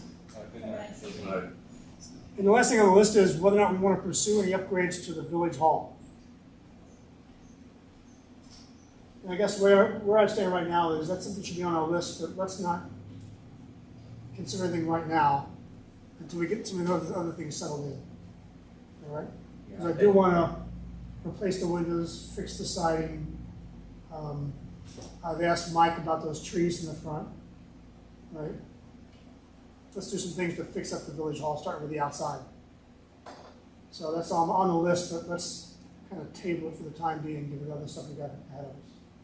Anything else that you've got on your mind ought to be things we consider for village enhancements? I had two people in the last week or so come to me and give very positive feedback on the when the roads were closed in the village during the summer and during COVID for the restaurants, like on Church Street. People really liked it. Really? And they were wondering if we were going to do it again. So I'm just putting it out there. So the answer is no, we don't plan to do it. We're still allowing, what do you call it, dining on the streets, dining on the sidewalks. Outdoor dining. What do you call it? Outdoor dining. Outdoor dining, yes. But we got a lot of negative feedback from the Church Street closures. Okay. Yeah, I love it. yeah. I think. So the idea, we decided last year we wouldn't close the streets, and we're thinking about this doing the same this year. But still, like, for example, on the French restaurant, they wanted to have a marking out in front of their place where there'd be no parking. We do those lines to make that available so they can put tables on the sidewalk and still not have traffic, riding right by the sidewalk. We're gonna do that. The only issue you have with that, and I think it's only that particular street, the fact that when they put the tables out last summer, it was pointed out by a few residents who talked to me, that they had to go literally into the street to get around the table. Yeah, if you're walking along the Walking sidewalk. And if you're walking along with a baby With a stroller or stroller. something else, you're now in the street to be able to do that, so. We're the only restaurant that's, yeah, because they don't have that extra sidewalk. Yeah, the sidewalk's not wide enough. Yeah. Like, where the diner is, Yeah. you actually can have tables and still get people to walk through Yeah. it. I don't know about a baby stroller. Well, that's just the only issue I think we have to address, because, we can't wait till there's an accident, someone gets clipped on the street, Right. to see if we can do, I don't want to discriminate against Louveau either, we have to find, see if we can come up with some kind of solution. Notice, I think the newsletter certainly is a place where you have to describe the policy. Yeah, So okay. people know. All right, we'll do that. Wasn't there some sort of liquor license restriction? Yeah, there was a New York State thing. Is that still like, I think that's still a requirement, yeah. That they have to get approval from New York State Liquor Board, whatever it is. yeah, to serve outside, right? Something Right. like that? Right. I didn't know if that. But that's a separate issue for each restaurant. Right. I'll talk to Kevin LeGrand, the head of the NBA, and see if they got any plans for that. We don't. No? Oh, yeah, you should know. That's right. Okay. Right. A lot of people have mentioned it, and they liked it, we tried to get barriers, we tried to do all kinds of stuff to make it safer, and it just, nothing really happened because of shortages of them, or the cost of them. The cost of them, yeah. was Bringing pretty- them in, like placing them, then removing them for the winter time. The diner was going to buy some, and then something happened, and it's just, we worked on it for over a year, and nothing really ever happened with, the barriers to keep, sort of extend it into the street and Yeah. make it safe, There were some complaints from business owners about preference being given to restaurants in their vicinity versus other restaurants, not being able to take care of it, so. Not being able to take advantage of it, so. I'm new to the discussion, but I think, with places like Rhinebeck and other small municipalities that have like really dedicated sort of walking spaces, it provides a really nice environment for residents and for visitors. If there was a way to figure it out, no one's gonna be happy about everything, but. Well, Rhinebeck, they do have the concrete barriers, right, along there, Yes. along that street, wherever the street is going into the main Yeah. drag. Yeah, and we looked into those, and it was a lot of expense, and I think the village actually purchased those, barriers for. Oh, really? Yeah, so, we can't remember exactly what it was, but yeah. I'd like to hear more about that, give a documentation on that. Sure, I can ask Kevin about that, I'd be happy to. I think Kevin actually You know, had, right here, that people, the residents, I'm not saying the businesses should know better, the residents want to see dining on the streets. was that right? I think, like Barbaro and like us and the deli and the diner, we have plenty of space, but it's that side street of like Lebeau and Nooches, and if you could do some kind of barriers there to make it safer, I think that would sort of, and then I don't know what Julian's is doing over here, I don't even think they have seating right now, it's still. No, they don't, they just have extra, pickup. So I'll be happy to ask Kevin for an update on that. All right, sure. Yeah, I know one of the problems we have with shutting Church Street down between Merritt and Franklin was there's a parking lot there, Yes. which has the exit, I think it is, onto Church. The entrance The on. entrance Or is it the church entrance and on the church? exit on Yeah. there. On Merritt, yeah. Yeah, Yeah, I was sitting there one evening and it was dark and there was a car coming straight at us. And I'm like, I hope they stop. They were pulling in, but it was just, and it was just a little flimsy barrier there. mm-hmm, Nothing to stop them if they missed that turn. yeah, okay. So it is a safety issue. All right, so fine, you'll see what's going on from Sure. your point of view. I'll ask Kevin. You had something else? What was that? Okay, anybody else? You asked me to do something. Let's go to,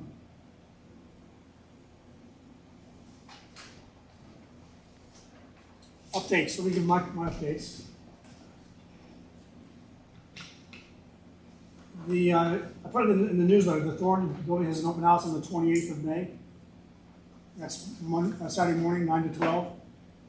And the gazebo has a wine thing at the Millbrook Winery tomorrow. And if you want to attend, they have a website and you go check in. I think it's $50 a person to go. There's a fundraiser for the gazebo. That's all I have. Okay, Deputy Mayor Cantino. I have nothing more. Trustee Herzog. Okay, just a couple of things. Since our last meeting, we had a resident step forward who wants to join something called the Local Champions program. And the Local Champions program is basically getting an individual or a volunteer to be able to investigate all of the different programs which would apply under the Climate Smart Communities Pledge, where you gain points for taking on projects and completing.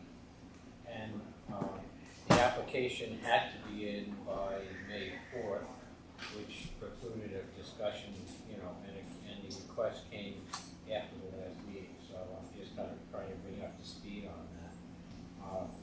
And there's some aspects of it that are, we need to discuss either at a subsequent meeting or just answer questions tonight. But Tim and I had a conversation with Vanessa Bertozzi, who is the representative from the local champions program, who called us because in order for this individual to be able to participate, she would need municipal support. So I'll let Tim speak about it, but basically I was happy with the idea of having someone who was going to take 10 hours a week for the entire time that she's going to be training in this program to be able to help us come up with investigations and research on how we can get projects done within the village that we qualify under the Climate Smart Communities program. There's almost 100 different project areas that would apply to, and they apply to all sorts of things from to sustainability as well as to energy and everything else. So what I'd like to do is I gave you a resolution that was passed by the town on March 10th, where they took the Climate Smart Communities pledge. And the language will give you some idea of what is involved in the Climate Smart Communities pledge. A lot of what we've been doing in the village for the past 9 years, you could directly relate back to different programs that are offered through this program. And without taking too long to go through them all, I'd be able to say that out of the last 9 years, 8 years in a row, we've been doing something that would have fit into that, doing that. So we're kind of doing the program already to a slight degree, and yet we haven't taken the pledge. In order for this individual to do it, we do have to be able to take the Climate Smart Communities pledge by the beginning of August or late July, because they will not allow the individual to go through the training program with the municipality. The municipality is not going to consider doing a program, the Climate Smart Communities pledge. The Climate Smart Communities pledge does not, to my knowledge, put demands on us in terms of having to do things by particular dates or commit financially to projects at a minimum each year or anything to that nature. It can take as long as you want to reach different plateaus in the program itself and earn credits by doing things along the way. So there is. So it basically opens us up to grant opportunities if in the future we deem there's something, worth going after. Yeah, for instance, Recycle bins and trash cans? Huh? There you go. Like recycle bins and trash cans? Absolutely. Or put in new energy efficient windows in the firehouse. Right. Okay, all those things would fall under that, and we would be able to potentially apply for money to get some of this taken care of outside of other grant opportunities we could look at instead. So at this point, it's how you want to proceed. Do you want to get more information on the Climate Smart Communities program itself, and do you want to schedule? What do you want to just schedule at a future date very soon when we could actually have a resolution to adopt the pledge and do it? What I'd like to do is have the resolution for us to vote on at the next meeting, give the trustees the chance to look at the information behind it. Basically, it's saying to the IES people that we're willing to, engage with you. We have Jen Glassen, who is willing to be our focal point, working with Mike to basically Genevieve. Genevieve. Yeah. Yes. Working with Mike to basically supply them information about what we've already done, for them to come back to and say, okay, here's some recommendations we have for you, and then we can decide how to proceed. Okay. And the other good part about someone like Jen taking this on is that we are almost ahead of the curve, because one of the problems the town's running into now is that they have to come up with somebody who's willing to put in 10 hours a week every week for the rest of the year to be the coordinator of the task force that will go on in the future to do this program. And it's a big ask. So Jen's already stepped forward and said, yeah, I'll do it, but she has to go through the program now to be equipped to actually do it. And So Mike, I know you're not going to be at the next board meeting, you're on vacation, but Is there a problem with us circulating this to the trustees, along with some information about the kind of things you're mentioning now, just as background that we have a discussion at the next board meeting and possibly approve the resolution? No, I'm fine with that, but, Okay. yeah, I had. Just because you're not going to be here doesn't mean we can't go ahead and do that. No, that's fine. Or you can change the date for the next meeting from the 8th to the 15th, and do it 7 days later, but that involves everybody making. Yeah, I'd rather not do that. So, Is that okay as far as a path forward? Yeah, does everybody know, Jen? So we know her background, because that would be relevant to me. She's my backdoor neighbor is all what I know. And she's on the planning board. Now, I know a little about her background, but I just know her. I have a resume that she submitted to the village a year and a half ago when she joined the planning board that I could give you with, obviously with permission, but I mean, it's about as current as you're gonna get. Okay.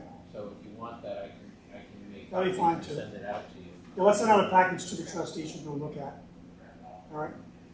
And do you want me to get any other materials on the Climate Smart Communities program from either Cornell Cooperative Extension or other people who might want some more information, or? Tell you the you truth, guys feel I'm in the mindset comfortable? of, we don't know yet what this is gonna mean for us. Let's, get the resolution in place, have Jen go off and do some research for us, and then report back. And then we can know better about just what this is gonna mean. All As right? long as everyone's comfortable taking the pledge, at the next meeting, Yeah. without, I'm not saying blind, but without further research, that's fine. Okay, I wouldn't want to assume that without expecting the rest of the board to say that, oh, yeah. you okay with that? Yeah. I want to understand one thing. Does Jen have to be accepted for us to She has, participate? no, she has to have permission to apply to the program. And at this point, in order to be considered for the program, we need to be able to pledge that we will take the Climate Smart Communities pledge before her program starts in August. So whether she goes forward or not, if we take the pledge, we already will get the benefit of it. Right, exactly. It's just nice that she's volunteered to, be our focal point, which is really nice, as opposed to having one of us, work with IES. So that's why I kind of love the situation. All right, okay with this? All right, fine. Anything else, Mike? No, I'll get in touch with Jen and help her fill out the questionnaire. That there were 8 more questions to go with it, and we were just waiting to make sure that we could move forward. That's it. Good. All right, fine. Thanks. Buffy? Really quickly, the Comprehensive Plan Review Committee met on Monday. The survey closed at midnight on Friday, May 6th. That was sent out to the town and village residents. And the firm that we hired on Monday was able to give us a really nice report, Oh, very preliminary, but really good, data that had come in from the survey. And How many respondents did you get? I think they're still counting some paper ones, but about 685. Is that right? Yeah. It was, more than what was sent in for the comprehensive plan, survey when it was last done.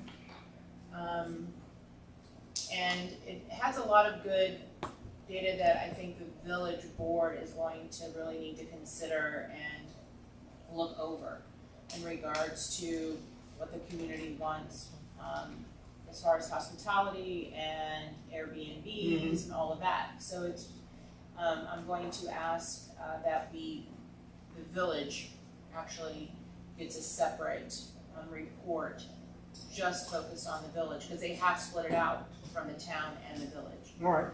So it's pretty impressive. They are having their next meeting. I'm sorry, I can't remember the date. I want to say it's May 25th, but just check the town website again, and then we're going to probably have another meeting after that, and a public, But once you get it broken out for the village, maybe we should have a separate meeting just Yes. for a review of Yes, the absolutely. village results. In a forum like this, a Absolutely. public meeting. Yeah, I think it's, would be really good because All there's right. a lot of really good, data that came in from people and concerns, and the whole bit is in regards to Airbnbs and, but it was very interesting to see. All right, so it. you tell me what it is you think we could, put something like that together. Okay, And I'll after our actually, next meeting, we'll know more because they'll have an actual report all right, ready. fine. And, I just have to submit, any requests by this Monday, so I'll request that the village have a report, sent to them as well. Good. Did you by any chance know what, the percentage of the people that participated were village residents? They have broken that out. I don't have it offhand, but they did break that out, which is really nice. Yeah, Yeah. that's all good data. Yeah. So that's that, and then, very quickly, to put this out there, I had someone approach me, in regards to Millbrook needing some more housing, and I know the last time that Deirdre was here, they talked about, Dutchess County was putting a lot of money into housing instead of their stadium and so forth. They briefly said it was somewhere in the village, but it was zoned residential, and they wanted to be multi-family, and they would have to come in front of the board to be zoned that. Wait, this into the village of Millbrook? Yeah. And they just wanted me to put it out to the board to sort of see if we would want to, how everyone sort of felt about that, and I didn't, I said, I don't even really know how to answer that Well, question.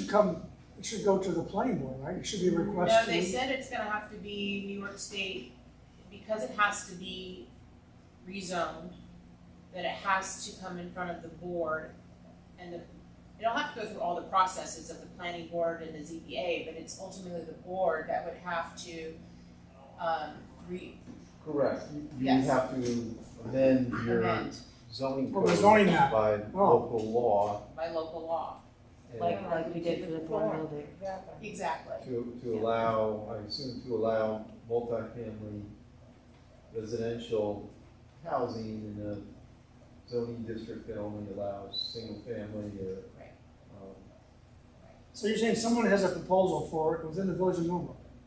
They're thinking about bringing one forward. Really? And they just sort of wanted to know what the board thought about, this. I think it was maybe, and don't quote me on this, that it could be a, reuse building. I don't know that for sure. It's already in the village, it's already on, town water and sewer. I don't know how big, I don't know anything.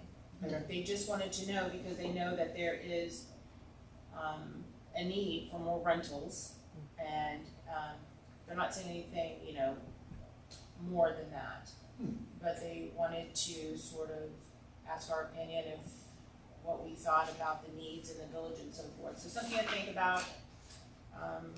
I guess, It would I have guess, to come in front of us, right? You're the body that has the authority to amend, change your zoning code. So, yeah, it would have to be the village board. so we have to wait for, a specific proposal to come Correct. forward, right? Yeah, you can't do anything now No. until you have some. Yeah, so maybe they should come in front of the board and sort of present what they, I guess. I mean, We did this, to a slight degree, 3 years ago, Tim, you would know, 'cause I think you were on the board at the time, because we did a certain amount of renaming and correction of past problems where things were. Well, while we were corrected. updating the While we were Thorn updating the building Thorn property, building we said property. while we're there, we're gonna go Yes. correct some things that have historically been incorrect on the zoning map anyway. And where we are right now was a focal point. Yeah, Washington Avenue, right. Washington Avenue, Yeah. because you got residential houses on one side, and you got commercial completely on the other side.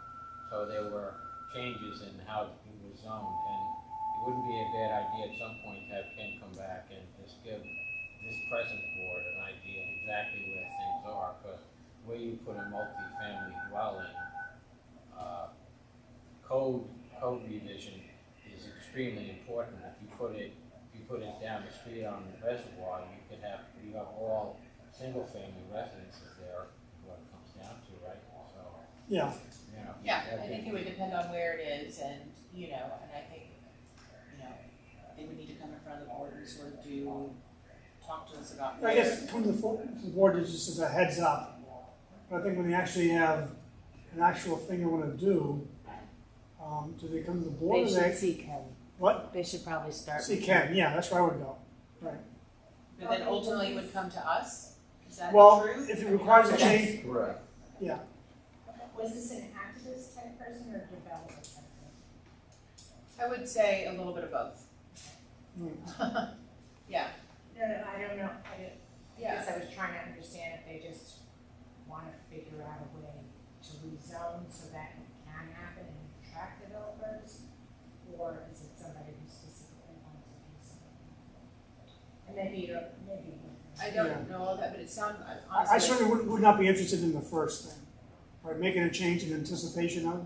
Right. I'd rather do it as, here's a specific That would have request. to be very. Can we do it or not? And if we do it, we'll go through the full review, including having neighbors weigh in on their, positions on this. And again, I think it really depends on All right, where fine. it is and so forth. All right, good. Anything else? No, Peter? I'm all set, sir. Okay, next meeting is on June 8th. I'd like to make a motion that we adjourn the meeting. Can I get a second? Second. All those in favor? Aye. Aye, thank you.